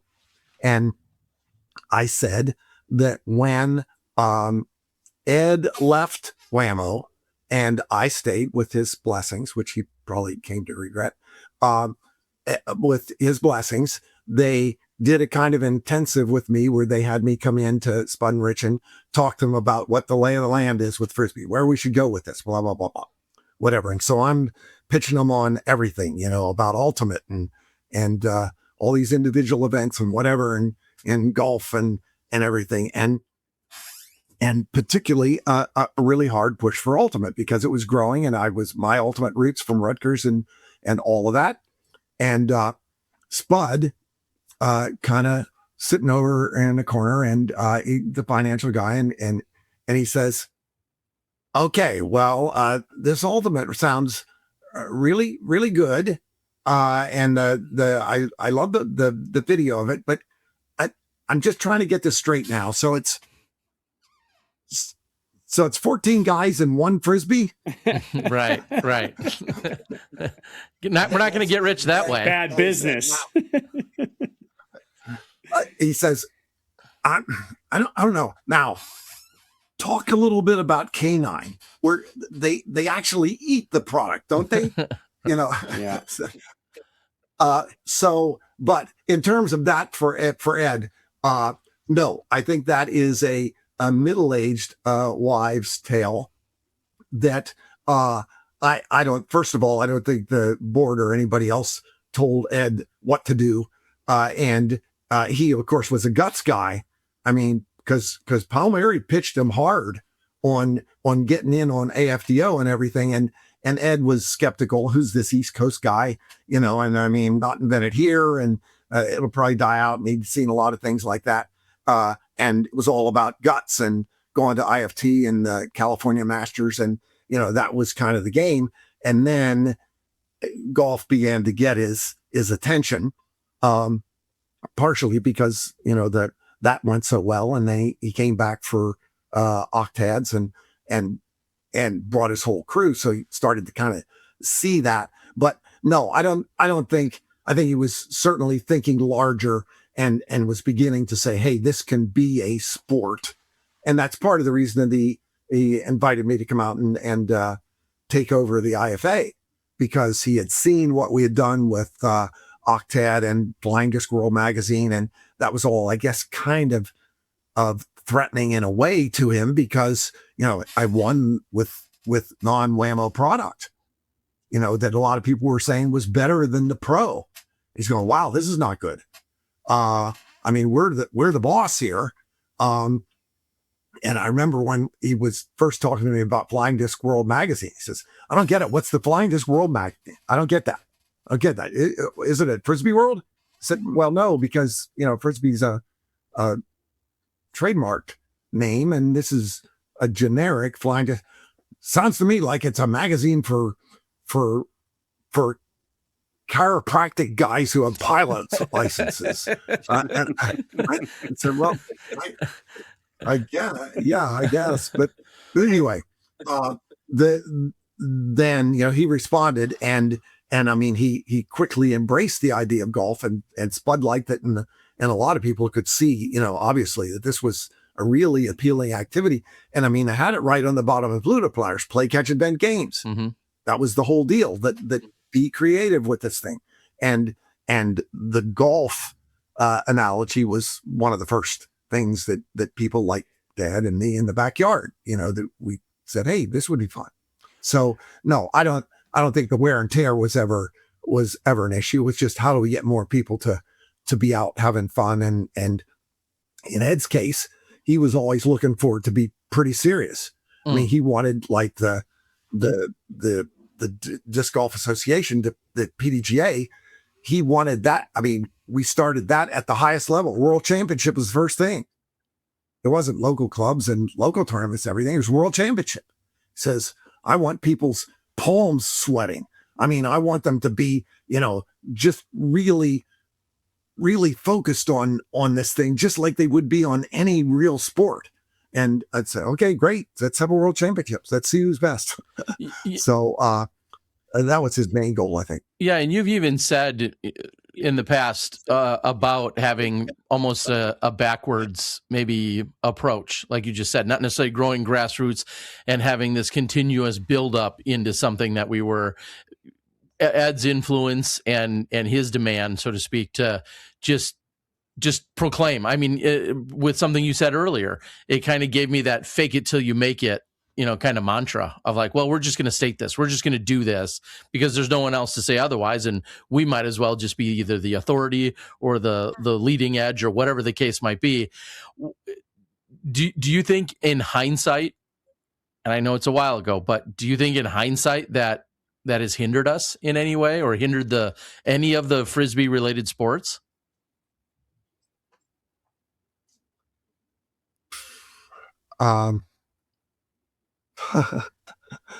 Retro prediction is a challenge. I mean, I get it.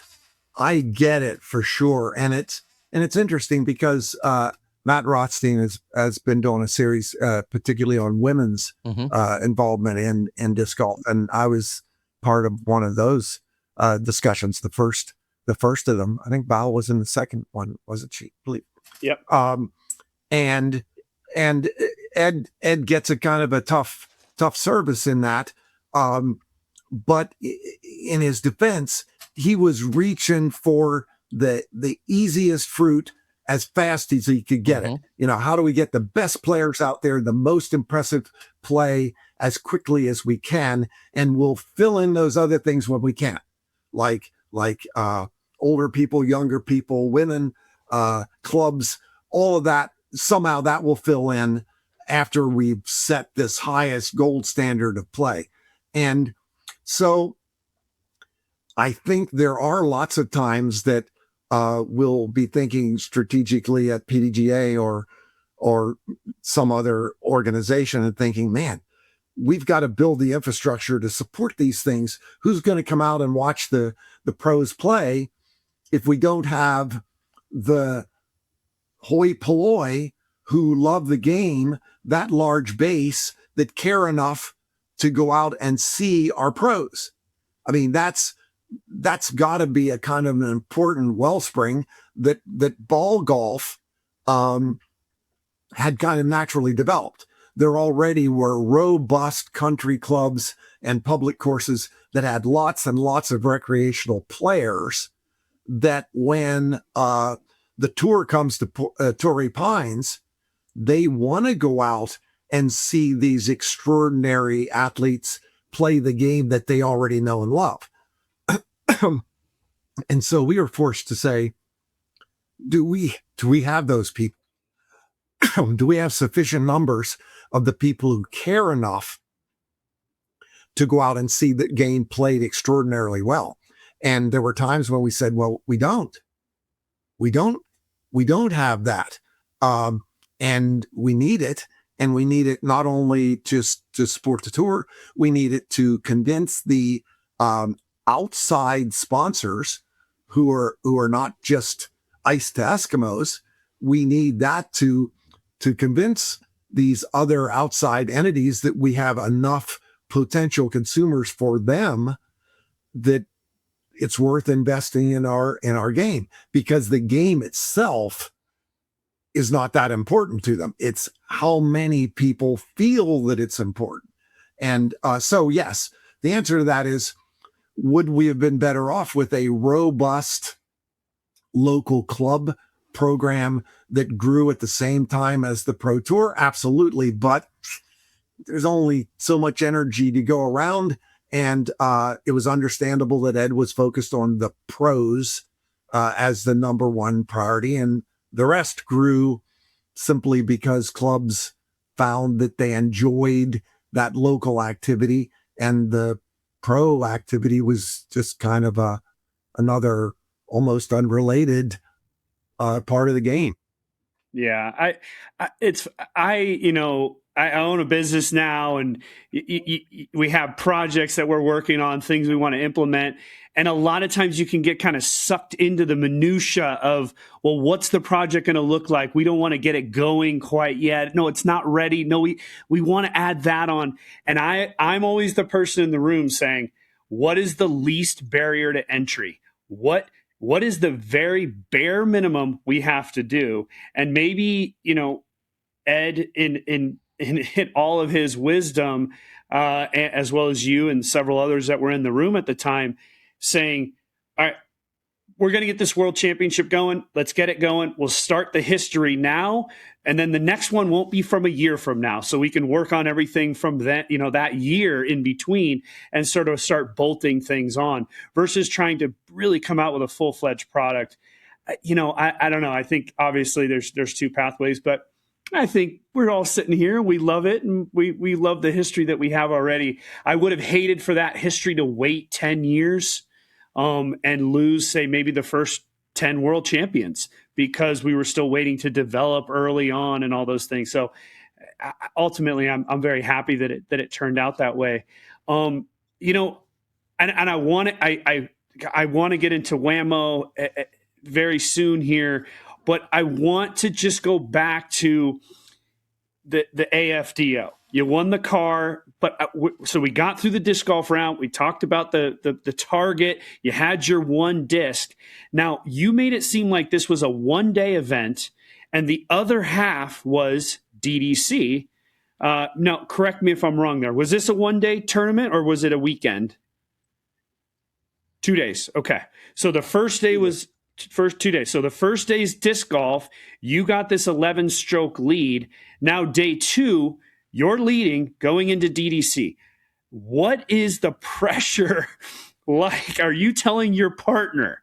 Because DDC is not an individual sport. What are you telling your partner, man? Like, hey, I'll give you the rear view mirror of this thing if I win. I mean, what is the pressure like going into day two? DDC, who's your partner? And I gotta hear the story. I want to know the pressure that it is when you're going to play for a car.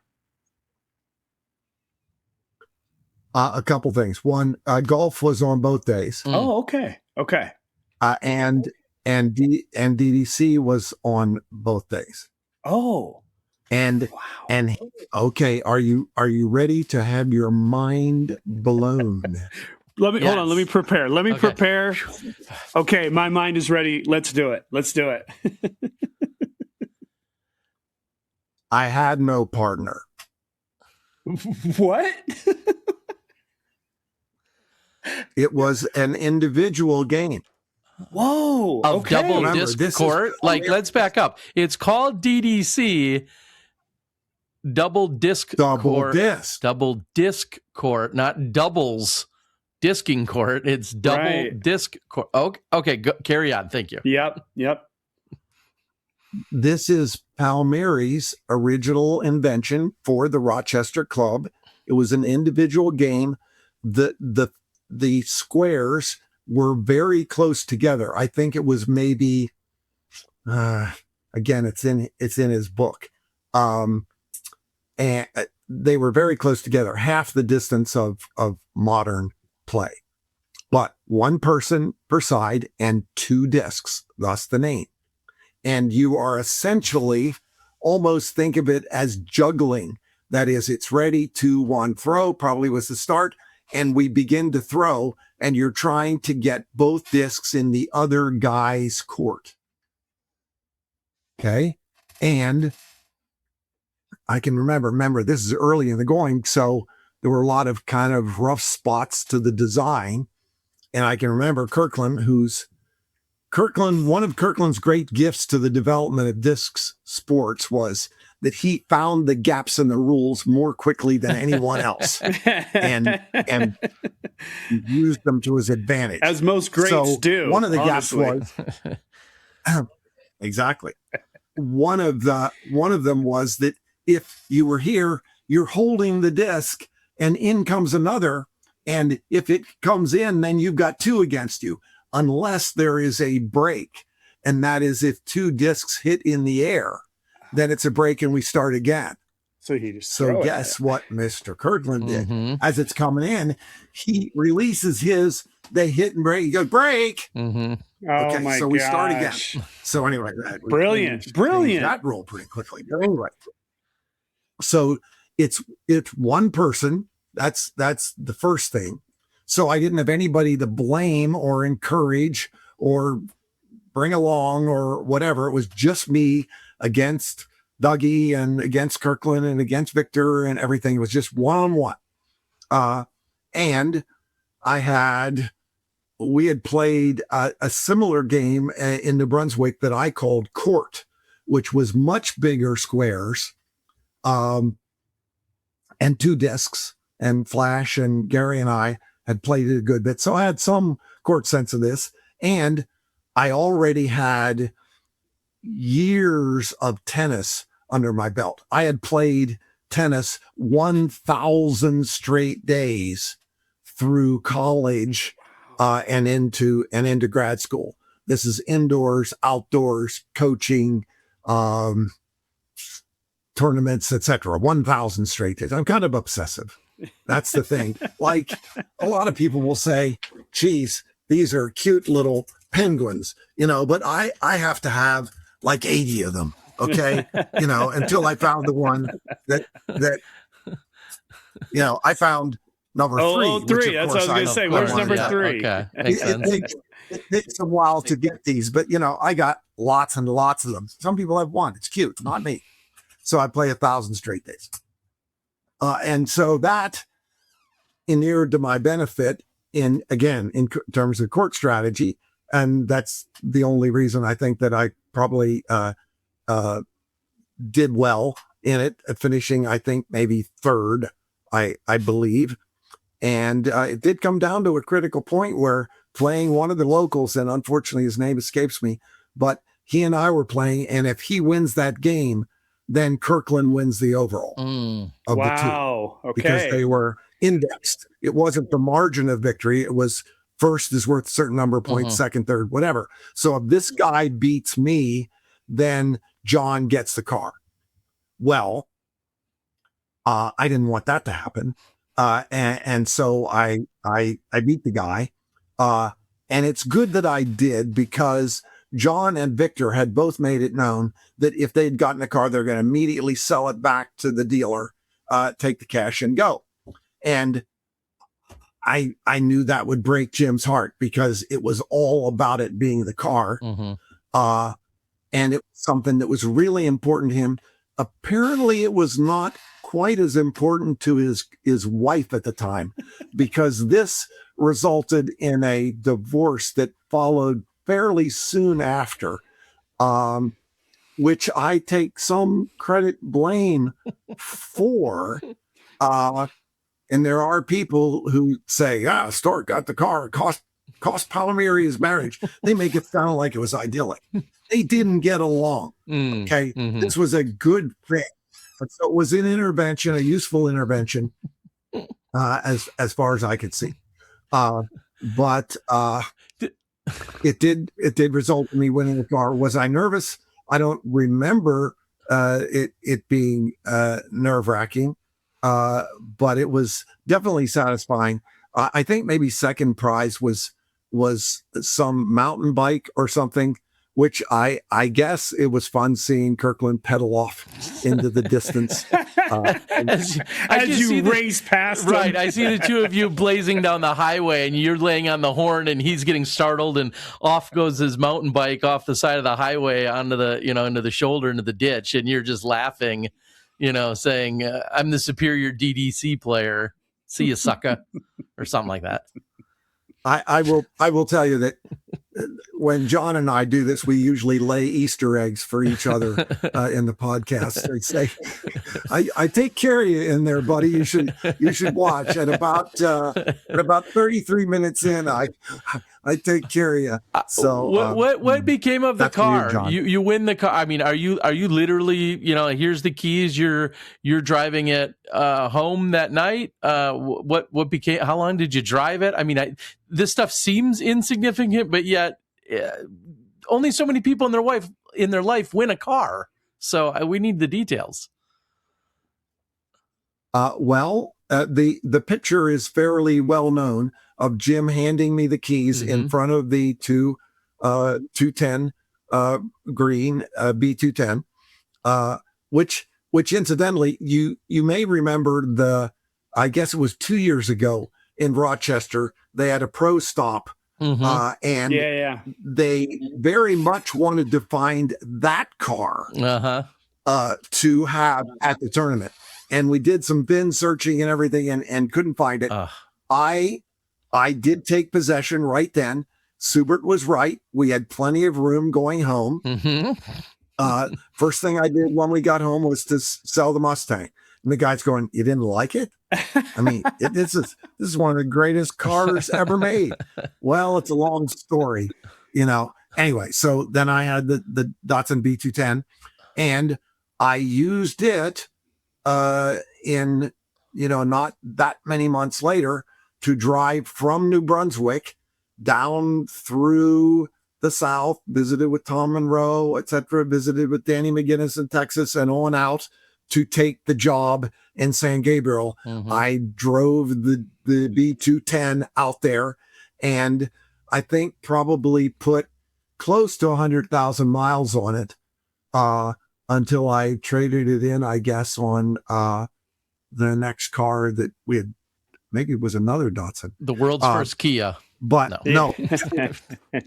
Yeah, kept it and drove it. And I mean, it was, and I did incidentally, even though Brody dissed it, I think, when he was into his It's a Lousy Trophy mode, that I thought that steering wheel that they found, which was the replacement, I thought that was really cool. And the people who won, I wrote to each of them and said, "Sorry, you got shortchanged. I got the entire car." But yeah, in terms of the value, I did do some research on it. And with the money it was like $1,400 was for the car. And then if you invested that, if you held that in a fund and then immediately invested it in Apple when it was initially offered, it would be worth, I had the number someplace, but it's well over $4 million that it would be worth now if you had used the B210 money and invested it wisely over that time. So it was a big prize, biggest in the history of disc golf, I believe. Yeah, just the showmanship, the theatrics, everything that goes along with it, the divorce. I mean, everything that goes along with a car. And I think back to just before I came to the Milwaukee area for college, we were hosting the Rumbletown Classic, Uncle Joe Weinschel, and the Milwaukee Breeze, and all of those guys that were kind of the godfathers of the Milwaukee disc golf scene were doing, I believe, I heard at one point, I thought I heard a car if you got an ace on one of the holes at Brown Deer in Milwaukee. And then I also heard Harley. We're right here in Milwaukee, so Harley also checks out. The event later became the Rumbletown Classic, so on and so forth. But just everything that goes along with a car. And Silas Schultz years later winning a car for the Next Gen Tour. And before him, the gentleman out of California whose name now escapes me, even though I was there. Like, it's cool. I don't care how much the car is worth. You're winning a brand new car, and to know that you were clearly the first to do it in the Frisbee realm, I think is just absolutely incredible. It was big fun, and all cred to Jim. I mean, I always say he's the second most enthusiastic person in disc sport. Tom Schott is number one. If you've ever had Tom pitch an idea to you, and it's just, it's just, and then Jim, the two of them, I don't know that they've ever been in a room together because no room could contain them. If they were each trying to convince the other of this great idea that they had, it would be some sort of reaction that would explode the room. I sure. feel like it would be two of the right now, as we record here in April of 2026, I feel like the analogy might be when you're watching two AI chatbots talk to each other, right? Like that's what I feel like would be the two of them going back and forth. Bringing up Jim and talking about Tom and so many other people that we're excited to eventually have here and get their backstory and the history and all of these incredible moments that they can share. A question I just thought of literally minutes ago was, who do you think doesn't get enough credit in our Frisbee history? Yeah, I'll leave it at that. Who, whether it's a name or an event or a concept, who doesn't regularly get enough, just props, flowers, as they say, in our disc golf history? Wow, it would be really nice to have that question last week. Well, I thought of it 5 minutes ago, so sorry. Thank you. Well, you got 5 minutes on me. Man, wow. There's so many. I mean, let me do a congressional shuffle on it a little bit and not actually answer the question. And say, I can remember being in PDGA meetings with people pitching to have major championships, where it'll be Cincinnati, let's say. The Cincinnati club comes in and they pitch that they want to have Am Worlds or something. And they bring in this, really impressive team of people, and this guy is the godfather of Cincinnati disc golf. And, he started all the leagues and he's been running it, and he put in 8 of the courses himself. And then here are all his wingmen. And, these the people who have been running the leagues forever. And I'm just there, my jaw's dropping of just, here are all these trench workers that have been out there working their asses off, typically with another life that they're also somehow maintaining. They're a father or a mother, a family person. They got Cub Scouts, they've got their kids in sports, and they're also doing all of these things. And this guy's the godfather of Cincinnati disc golf, and I've never heard of him.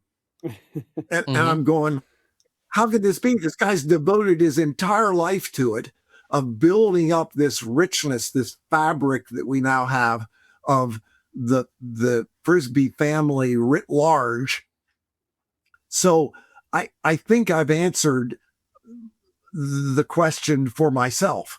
I think the trench workers are the ones that don't get mentioned enough, because,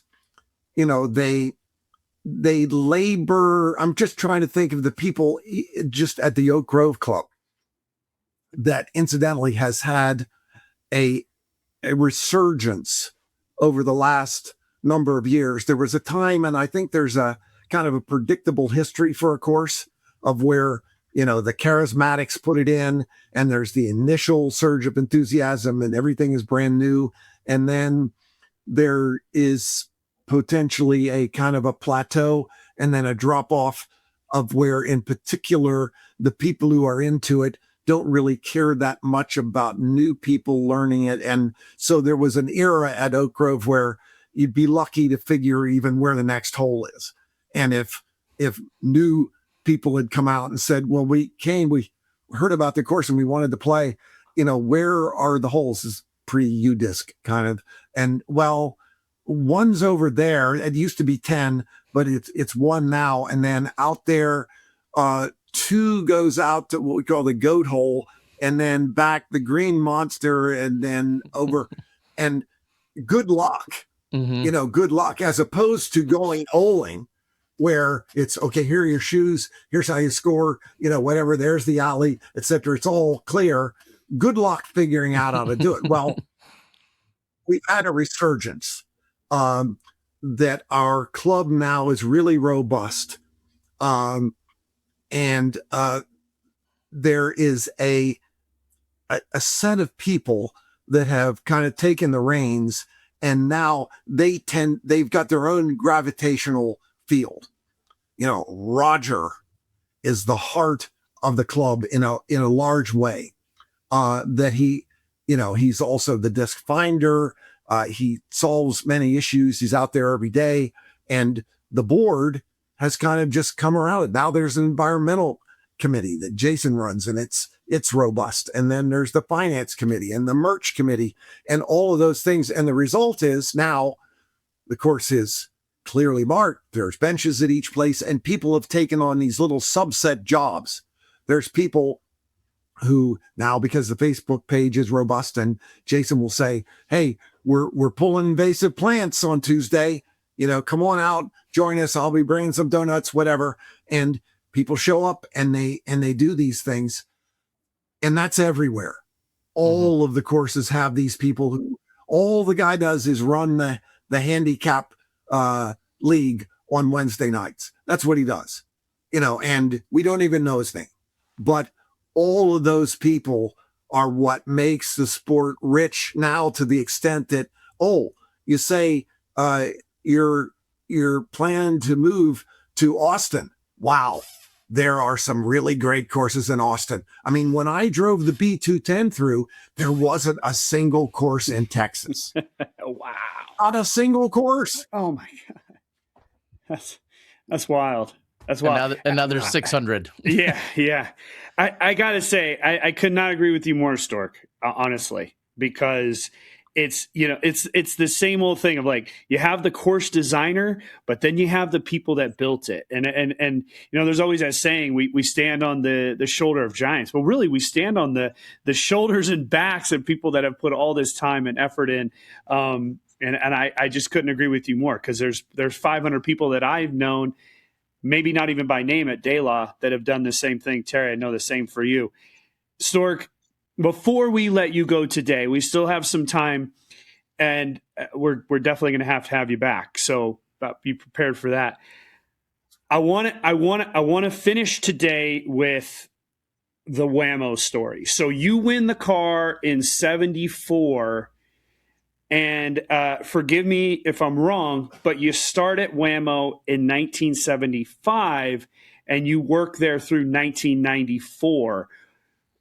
Just give us and take as much time as you need. I want to hear the culture of Wham-O, what Wham-O really meant to Frisbee, and then how it transitioned to disc golf through that time. I don't know. I want to know Wham-O from somebody who worked there for 19 years. Well, that's a big story. We got time. And in order to in order to unlock that story, I mean, I'm sure you've played a lot of online games. Well, to unlock that story, I need something from y'all. Let's hear it. Okay? It's an easy thing. A while back, in a now defunct magazine, I published a semi-tongue-in-cheek story that bemoaned how much we have taken from our ball golf friends, so much of our language that we use. One of the highlights was I was whining about our use of the term stroke. And I said, a stroke is a cardiovascular event. Okay? We Amongst throw other things. discs. And so, I say it was kind of tongue in cheek, but there is one that is not tongue in cheek. And I think that we should reconsider it, and you all can make it happen in short order, because you are now in charge of much of the mentality of the sport. There was a period of time when it was a slower turn, but when I put something in Frisbee World magazine, it became the rule. I essentially controlled the media, and I like to think it was a benign dictatorship. But when I said, okay, we're going to call this, we're not going to call this rim tapping, we're going to call it airbrushing, then it was airbrushing because I said it was. Well, now you folks, to a large extent, are in charge of how people see the sport. And I see it every day when I'm out there, that their mentality, and we often talk about it, particularly when we're doing rules considerations of going, what people see our top players do on those broadcasts. They emulate that. When they see people taking a super long time to make a relatively easy putt, they think, well, that's the road to greatness. That's how you should behave. That's how long it's okay for me, because I've seen other people who I admire do it and they've been successful. And so I'm going to do that. That modeling, for good or bad, is a super powerful thing. And okay, I don't think you can guess what I'm about to say, but I heard it. Let me see. Where's my note taking from this week's broadcast? I think I heard it maybe 25 times this past weekend. I think that we should not be saying that, oh, he's going to, can you guess? The hole? He's not going to tap out. Oh. He's not going to tap in. We say he's going to tap in, and that specifically messages that is a legal behavior. And there's no other way to interpret it than, I mean, we get it from ball golf. They tap it in. Mm-hmm. It's a short putt. They tap it in. And we just took it on. But it implies that a person is going to actually take their disc and tap it into the chains, which we know is illegal. And so I would implore you to reconsider the tap in and have it be a toss in or a drop in, because it involves a release. It's not a tap. So I'll leave you to think on it, and I can send in the article because it had a lot of other crazy things in it. Like, I don't like tee. There's no tee involved in ball golf. There's that little wooden thing. It's under the ball. That's the tee. What's our tee? We don't have one. We just took it on. How about our greens? I mean, at least at Dela, are they really greens at Dela?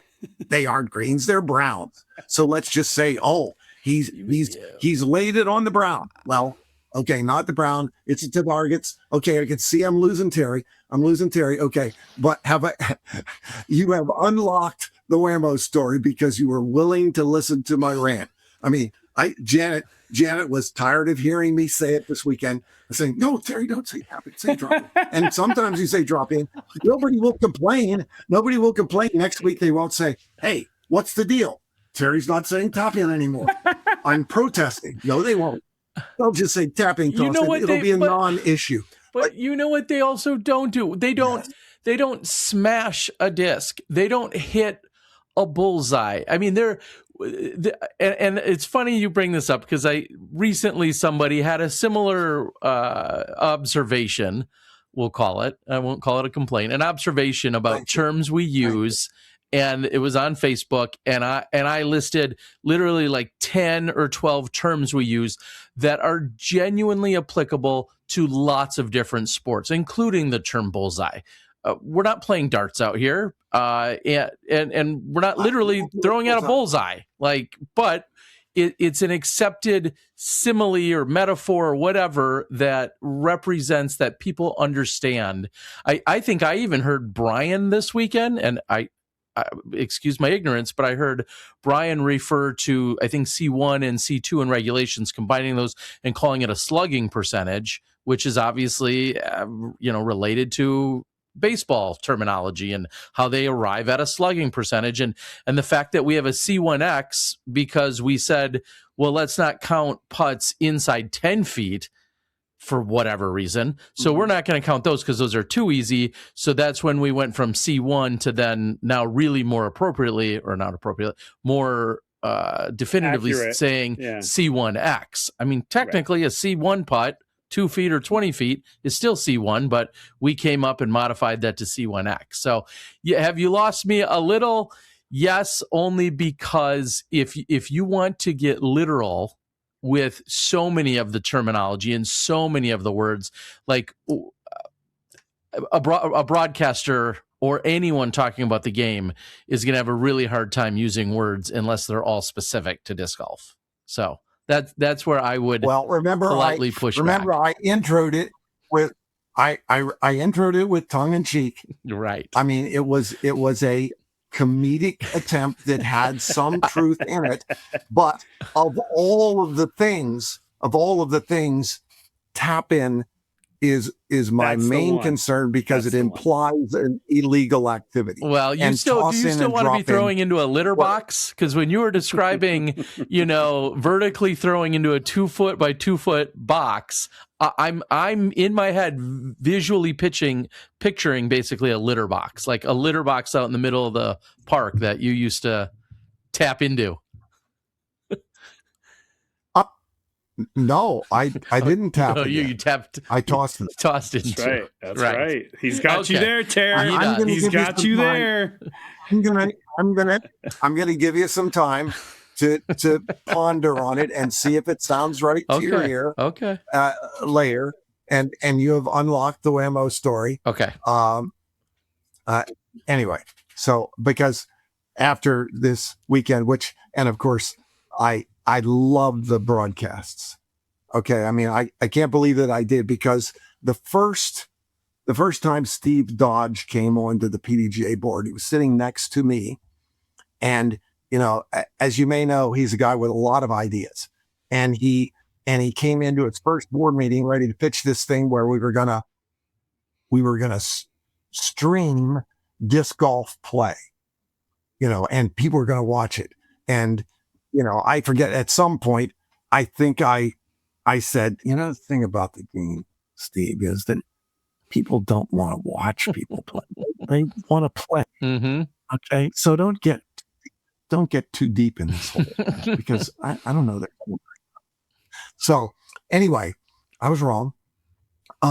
And so now it's on.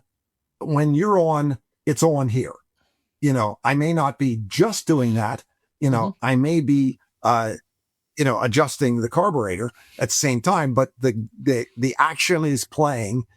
And my wife, Janet, is not a disc golfer.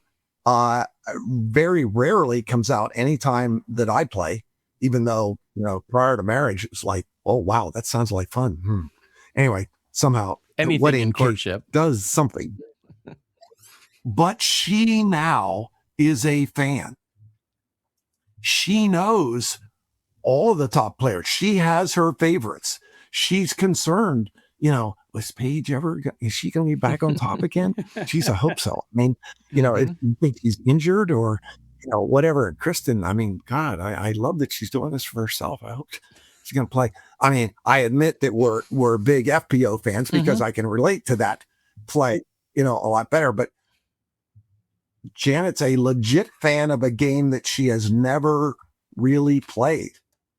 I mean, so that's, I think, as a triumph. I mean, when you can take a muggle and make them into a deeply embedded fan, that's something. I mean, it's been such fun. And if I have it, just on my phone, and we're eating lunch, and she can kind of hear the murmur of the thing, she says, well, come on, what on? I mean, cast it to the TV. I mean, give me a break here. I have to kind of just hear it from your device.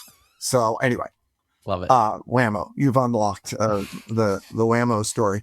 Let me see how I can make this palatable. Coming in, Ed bringing me in was a kind of a life decision. I was on the path to be a prof coach, just like the rest of my cast members. And then Ed calls unexpectedly and says, why don't you come out here and take over the IFA for us? And I'm at that point, ABD, all but dissertation at Rutgers. And that is the most common end of a doctoral program, is that life intrudes, you get married, you get pregnant, you get a job, you run out of money or enthusiasm or whatever, and you end up with a master's, and you're you're teaching, or you're not. You just move on, and you got your master's from the program. And so it's that fate is facing me, but this opportunity that I say, man, might I spend the rest of my life wondering what that would be like? Because I'd already been out here a couple times, and I knew it was the land of milk and honey. I mean, you can play the whole year.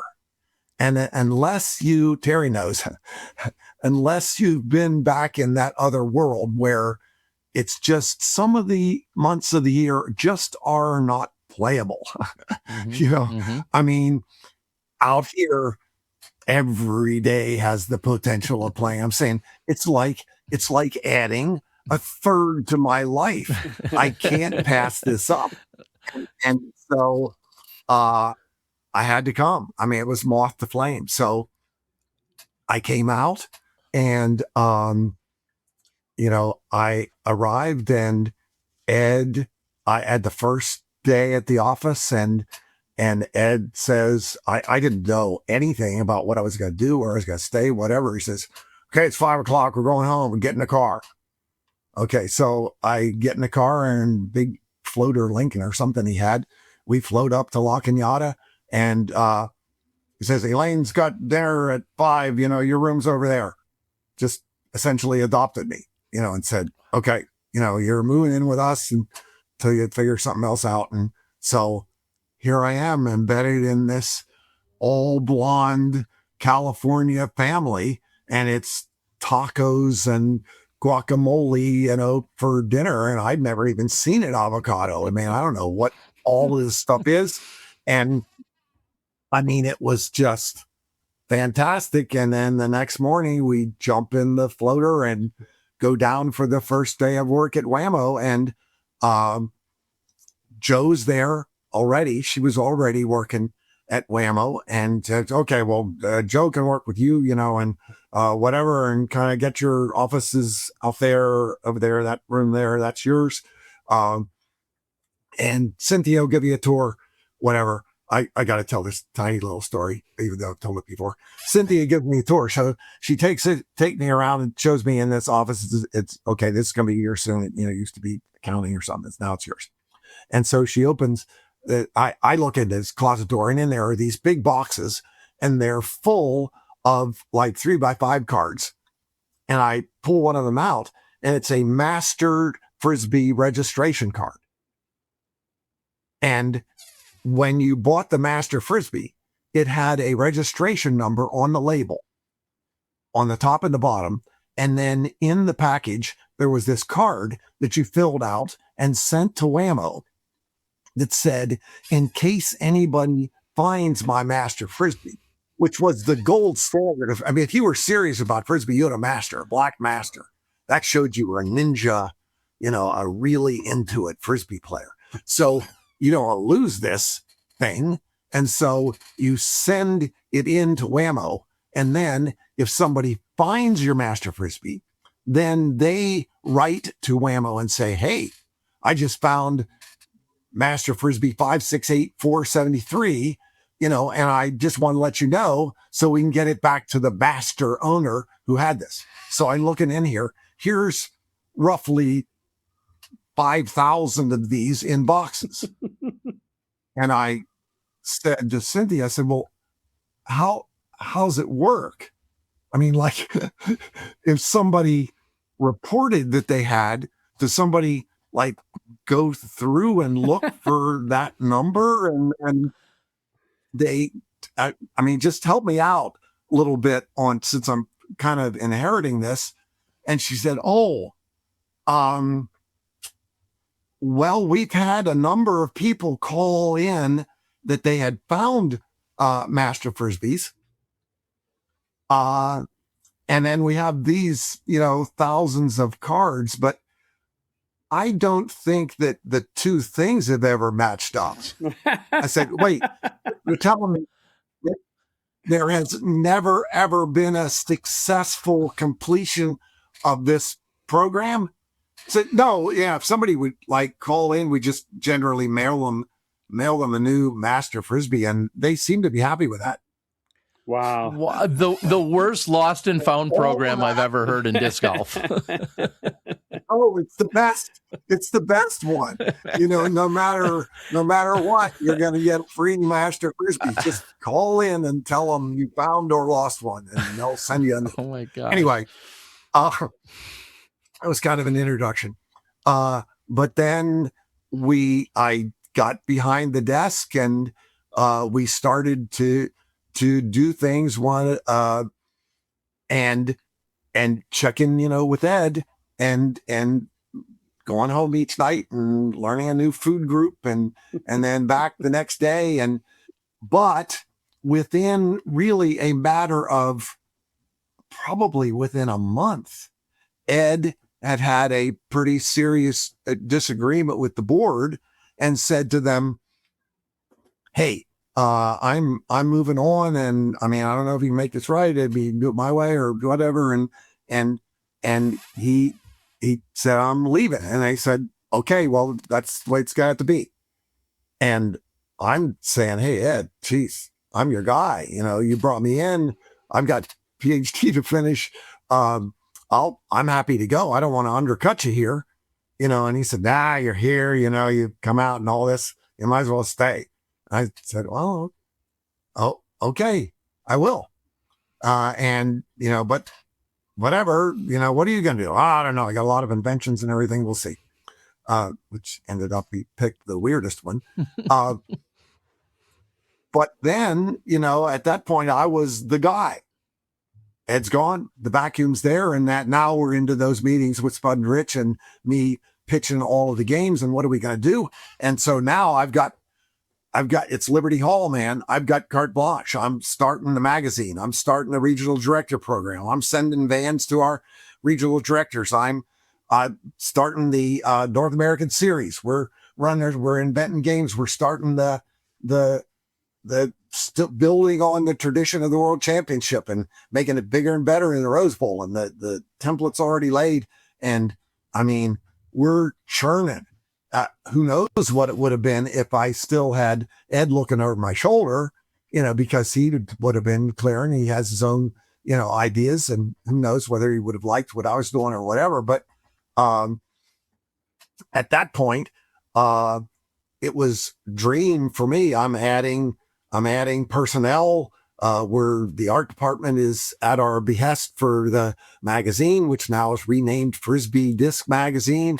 And we've got a pretty big, I had like 27 subscribers to Flying Disc World magazine, and now all at once I'm going out and we're trying to make a controlled circulation, and it's fancy cover and color and the whole deal.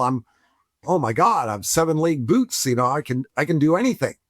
And I had still all my buddies in Ultimate and the other games across the country. And now I'm pulling them in and saying, "Hey, Guts people, do you want to be the head of the Guts group? We're starting up a IFA committee to see if we can get it straight." They didn't even know how far apart the lines were.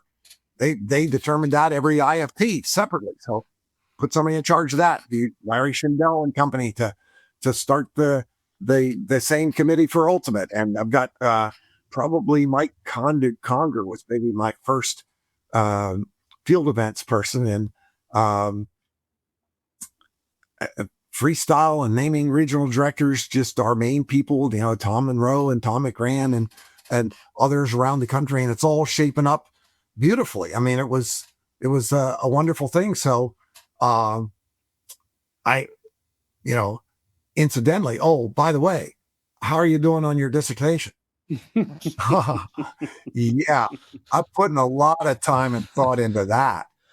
I mean, I think it was a year and a half or two until I had any communication back to Rutgers that I was still in the program. Wow. And I'm going, and I'm going down that path that happens to so many people. I said, it can't be. I mean, my mother is going to be so disappointed. And so at about a year and a half or two in, I said, I've got to take a hiatus. I've got to go back to Rutgers, see if I can reconstitute this. I mean, I had people on my dissertation committee who had died, who had moved to Europe or whatever, and I said, I got to get that back together. I mean, I've got to get this thing pushed through. And somehow it was the hardest part of the entire program. Somehow I did manage to do that because, of course, there was nobody at Wham-O gave a damn about it. Yeah. I mean, nobody out here. I said, well, I don't want to have that be my regret that I gave that up to do this. Because at some point in the distant future, Mattel Sports might fire me and then I'll need to fall back on college teaching. Oh, yes, they did. And I did, so, but the transitions as we went, as you probably know, like there were the Spud and Rich years, which were wonderful.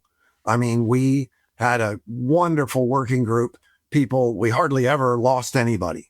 I mean, when A.B. Berard came on and Al Bonapane and Danny McGinnis and all that, it was family.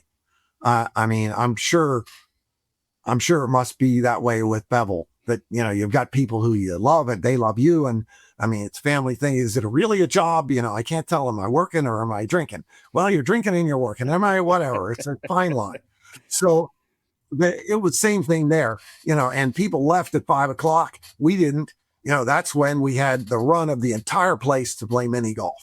I mean, we're playing into Spud's desk, as one of the holes, and out into the factory and whatever. And I mean, it was a wonderful time. And then fast forward, they inexplicably to us decide to sell. They sell to Kransco, caught us by surprise. And Kransco's coming on, and the people came into our offices. They go, "Man, get your resumes ready because they're going to fire your ass." Okay, fine. And Kransco came down and they did the same pitch. "Okay, Stork, come in here. Tell us what Frisbee is." Am I doing the same voice for all those guys? Anyway, come in. Tell now it's frozen bows, markedly similar to Spud Rich, childhood buddies who owned that company together. And so say, "Tell us about Frisbee. What's going on? Is it a really good thing?" So I'm trying to tell them, but of course they know almost nothing about it. "Okay, first thing, tell us this. What's the best Frisbee?" The best, Rose, that's a difficult question to answer. Let me tell you what people are doing with Frisbees, and then maybe we'll get back to that. Can we get back to that after I tell you all the different names? So we're doing, we're going to start with Ultimate, and we'll work our way down, and we'll talk about freestyle and everything, the kinds of discs that they use, and then there's disc golf. That's a particularly tricky one. And then we're on to this and whatever. So I can remember we had a break, and we're walking down the hall, and Rose and Bose are in front of me, just a pretty good distance, but enough that I can hear them. And they're walking along, and Rose had a particularly deep voice, and he goes, "This Roddick. I mean, he's a bright guy, but ask him what time it is, and he tells you how to build a clock."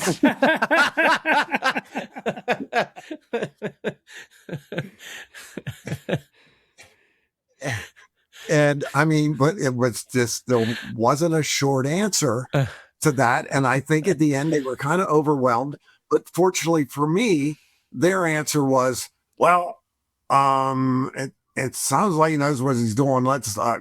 We got other things. We got Maury Boogie, and everything, and let's be working on that." And again, unbelievably, I had range. And so now we're building big stuff and building bigger programs, and the Worlds is going great, and the NAS beats are strong, and the club programs are strong. We got more vans out there, and the juniors is growing like topsy. Really good. We're getting bigger sponsors. We're getting, Kellogg's, and because we're getting on TV, we're getting True Value Hardware. We're getting all of those, Nestle and big time stuff. So we're able to bring these families together. I mean, it's like a dream thing. If you talk to anybody that went to juniors during that time period, which are a good many people who are still in the sport, they were loving it. We're bringing the family and the kid, and they're at Knott's Berry Farm, or they're at SeaWorld, or they're at Disneyland. I mean, this is great. It's on TV as well. So all of these successes. But then sales start to dip a little bit for the Frisbee brand. Because remember, it was an interesting struggle, because when I came in, the regular was the biggest grossing disc of the entire line, and it was all sold through toy. Wham-O didn't have dedicated salespersons. They had teams that repped other toy products to distributors. So these people would come in, and of course we would have meetings and we would meet with them. But the next thing is they're going to Duncan Yo-Yo or whatever. They're not dedicated. They also have the 50 line. So then when the world-class line came in, the G series, so it's the 141, the 119, the 165, these are big, and they've got big margin. Now it's not a 99-cent item. Now it's a $4.95 item. It's more than that. There's big money to be made. And guess what? Wham-O says, this isn't going into toy. This is going into sporting goods. And it's going to a sporting goods rep. You guys don't rep sporting goods. So we're going to give these products to sporting goods. Imagine how the toy reps responded to that. They went, oh man, all these years we build your business on 99 cents an item, and now you're hitting it big and you're doing TV and all of this stuff, and we don't get it. Oh man. So there were lots of interesting pushes and pulls there of trying to convince them that the popularity of this is going to sell more of the toy items, will make some better. Super Pro, that's a really good disc where you give you the Super Pro. That's going to be a bigger margin item, but we can't give you the G series because blah, blah, blah. Anyway, so then in comes, I had been pitching them on, sometimes I have weird ideas that I try to pitch and people aren't ready to hear them. I remember an interview I did with, I forget what his name was, but it was the disc golf guy he went under. I guess it was the disc golf guy. And it was at IDGC. And for some reason, he chose to interview me. And I was kind of jerking around. And I was saying, every time there would be a break, I would say pickleball. And he said, what's this pickleball? I said, well, I've been retained by pickleball. You probably have never heard of it, but point is that every time I mention pickleball and it gets on the air, I get a little perk from it. It's not much, but it keeps the fires burning, and it was kind of a joke thing that I said pickleball. Well, okay. How's that been going? Stork gets it started. Now it's huge. Agassi's into it. Anyway, I'm just saying. So similarly, I sent a couple of articles about hacky sack to management at Wham-O. And I said, hey, there's this product I've been in contact with. He's hired me. Double dipping. John Stolberger, Mr. Hacky Sack, who has invented the hacky sack, and he wanted to know how to make it the next Frisbee. So who do you get to consult? Get Stork to come, and now we've got hacky sack golf, we got hacky sack net, we got all these things, same kind of deal. How do we make the hacky sack federation? And so I'm pitching it now on a triple dip. I'm now pitching it to them and saying, this could be a really cool companion. It's the same kind of people who are into it. Why don't you see if you can somehow get your nose in hacky sack? It's got great margin. It's simple, because my pitch always was, they never used it, but it's the greatest slogan ever. I said, Wham-O products, the only moving product, why not screw it up then? Wham-O products, the only moving part is you. Right. That is, so I like it's that. true of the That Frisbee. is clever. It's not, Can I steal that? Did you ever? So anyway, nothing. It could be a t-shirt. We'll talk later. Anyway, the same with the hacky sack. The only moving part is you. See, just like that. So they said, we have Frisbee, we got our hands full, etc. Then somehow John got an article in the Wall Street Journal. Okay. Well, Spud and Rich took the Wall Street Journal. It was on their front porch. And so they open it up. Hacky sack. Where have I heard about this before? Boom, ring out. Stork, do you know anything about hacky sack? Yes, actually I do. A couple of weeks ago. Anyway, come in and talk to us about this.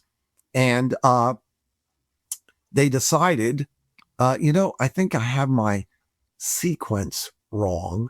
I think by then this was Rose and Bose. Yeah, it had to be. Rose and Bose bought hacky sack. They took on hacky sack, and it was blockbuster.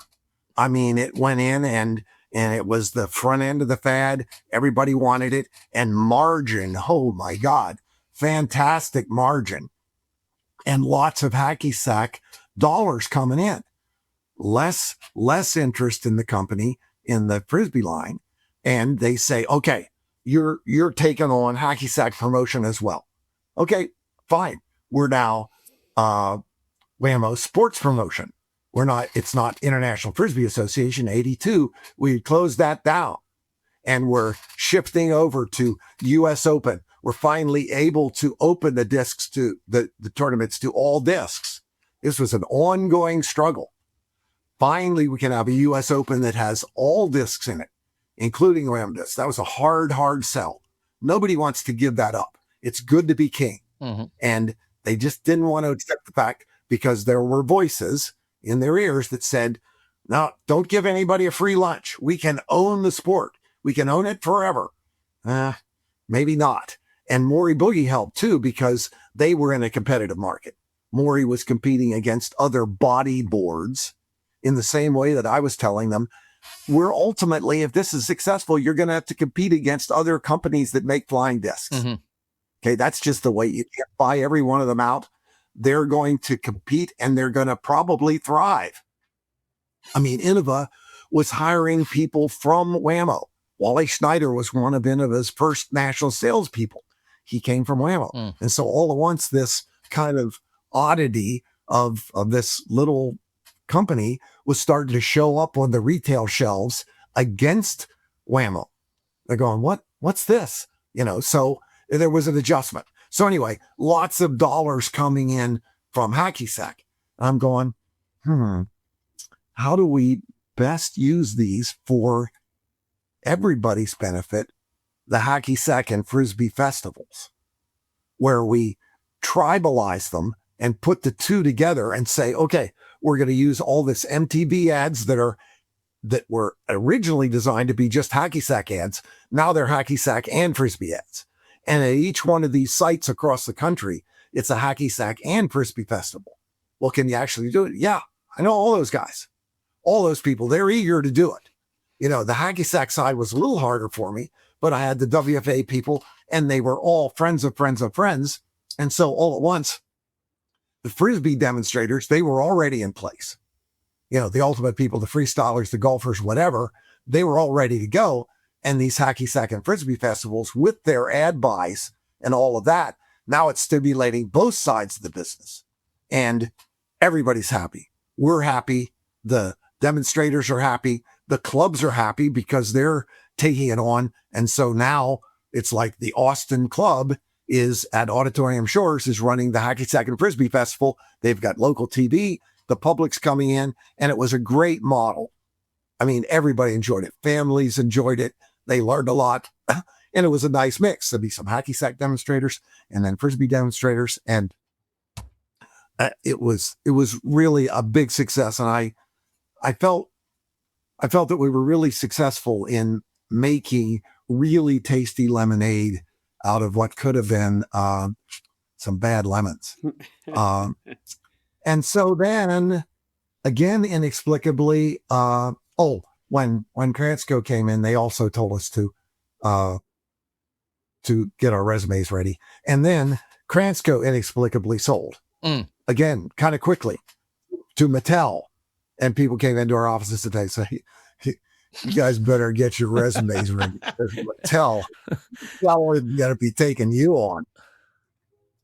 And the first meetings we had with Mattel, they fired those people who had been pointing their finger at us because they had accountants. They fired them and said, we're going to start a thing called Mattel Sports. And we're going to bring you guys in because these are some special products. And they were special when you think about it. When I made my first pitch to Mattel sales, their global sales thing, I'm saying, you know, these new formerly Wham-O products, there's something special about them. And I want you to spend some time thinking about them, because what's our biggest product here at Mattel? It's Barbie. Okay, Barbie. When the handlers introduced Barbie, the world already knew what a doll was. This was just a new doll, a really cool doll, but they knew what a doll was. But when the hacky sack came out, nobody knew what it was. It was just a hacky sack. When the Frisbee came out, nobody knew what it was. It was just a Frisbee. When the Maury Boogie Board came out, nobody knew what it was. It was just a boogie board. All of these things were category definers. That's a rarity. And we have 3 of them in this one product group. 3 things that our biggest problem legally is to try to convince people that our product name is not the generic name. Because that's all they know. All they know is, I mean, you want a tough job, convince people that it's a hula hoop spinning toy. Right. That's a spinning toy you got there. And one of the best ones is a hula hoop spinning toy. And it's a Frisbee flying disc, because flying disc is the generic, you know, and it's a hacky sack foot bag. It's a foot bag. There's lots of foot bags, but the hacky sack foot bag is the best.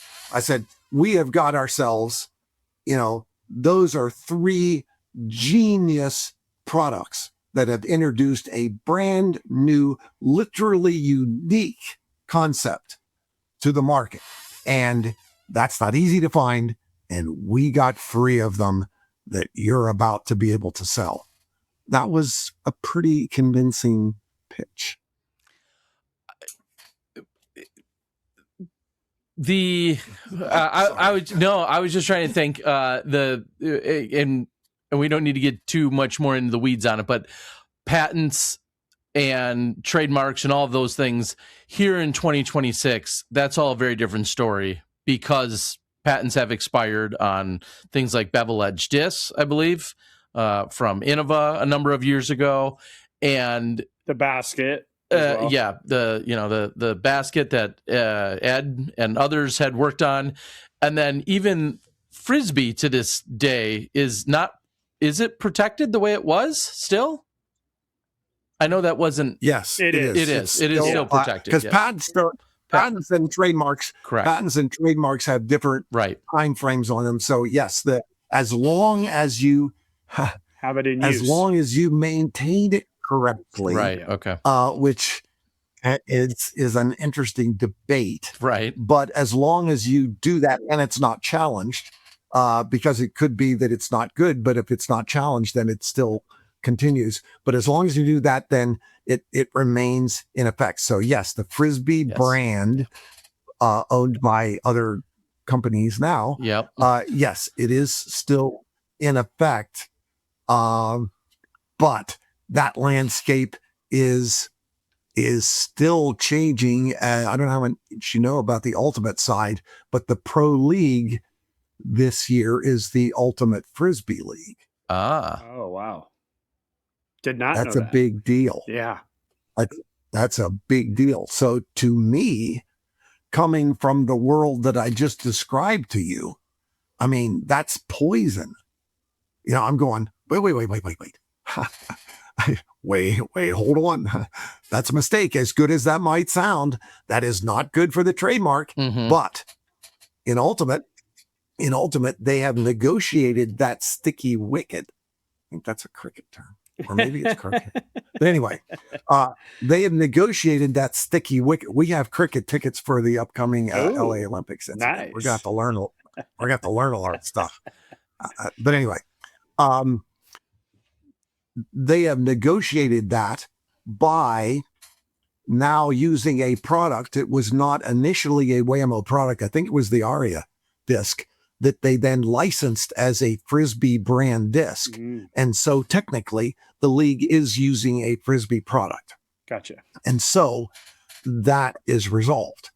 Now, if, and I'll just say this hypothetically, if another sport were to say that it wanted to take on the Frisbee name, it would be more challenging for, say, overall or golf or whatever, because a lot of the products that were in use would not actually be Frisbee brand products. So it would take some legal fast stepping to explain how the Frisbee name could be used for those.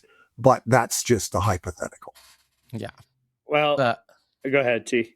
I was just looking at my quick search about Mattel owning acquired the rights. It says to Wham-O in 1994, and then talks about Frisbee, and I think that's where I was even getting tripped up, is knowing who and how that got passed on and sold. But makes perfect sense. And there's, I mean, to this day, I think all three of us on any given scenario, depending on who you're talking to, I still may say, oh, I help promote Frisbee golf. Like, it's just easier. And then if they say, oh, I'm familiar, then then I backtrack almost to then using the phrase disc and then a story, and we'll go on from there. But even to this day, I still feel like when recognizing and saying the term Frisbee, I think gets your point across that much quicker to the average person that you're running into. So Yeah. at any rate. Yeah, no doubt. The rationale that I used with the difficult task I had, the rationale that I used was that Frisbee was well established as the plaything, and that flying disc connoted the new sport that used these objects. Mm-hmm. That was my rationale. That said, when a group said, "Hey, man, it rolls off the tongue a lot better. I'd rather be the Frisbee golf guy." Mm-hmm. Can I be the Frisbee golf guy? Well, you could, but would you consider being the disc golf guy? Because then that's generic and we got no problem. And it was always tricky because, even with the products that I made, I mean, one of my favorite bumper stickers was "Frisbee changed my life." It was in a religious text. Mm-hmm. And I mean, it was my favorite bumper sticker of all time. I still have a few here. I've got a lot of stuff. Next to your penguin. But I couldn't sell it as that. I had to sell it as "Frisbee disc changed my life." Okay. Too many syllables. I mean, it's just not right. And so, you have to use your little X-Acto pen, and kind of take disc out and everything. And so it was, it was a challenge. It was a challenge, but I mean, I came to believe my own pitch, and I'm very comfortable with the term disc golf. I'm very comfortable with the World Flying Disc Federation, and that we are faced to international sports, requires no explanation about trademarking. And I think people have come to understand that what a flying disc is, and that one of the best known of them is the Frisbee brand flying disc, to which we owe a lot of our early development. And I sleep well at night with that. Well, what I could say, Stork, is, I think that's a great place to stop. By the way, we just got up to 1996, so we still have a long way to go with you. And I want to have you back because I want to get into a lot of the disc golf as well as the WFDF, right? And developing those associations and getting those memberships going. But Stork, I got to say, you're not only a friend, you're a gift to not only me, Terry, but the entire Frisbee community for everything that you've done. And thank you for your time today. Anything else you want to say before we let you go? Yeah, I mean that's bullshit on that you want me back. Nate Sexton said he wanted me back. He never asked me back. You know, I mean, I don't know, maybe I killed the series. But he said, "Oh, you know, we're gonna have to have you back. You know, we've only scratched the surface. Nothing. I get nothing from the guy. I mean, I haven't heard from him since." What do you expect from a four-hander? Come on. Yeah. Well, we can make good on our promise. We'll make good on our promise. Well, you got a lot of people here's the thing, because Janet said, "Are you doing a podcast with these guys? I thought you said you weren't going to do anymore." And Wow. and I had said that because to a large extent I feel like I'm overexposed more than I deserve, and that people who listen go, "Oh man, he's told that story before. I've had enough of that guy. You know, let's hear somebody new that's kind of interesting. That guy from Texas who only throws forehands. Let's talk to him. You know, he's got a more. I like. Did they really take the band while he was on the tour? You know, let's hear from that guy. You know, I mean, Stork and his old stories about the Pluto platters and everything. So I only did it because it was you two guys. Well, thank you. I mean, that was.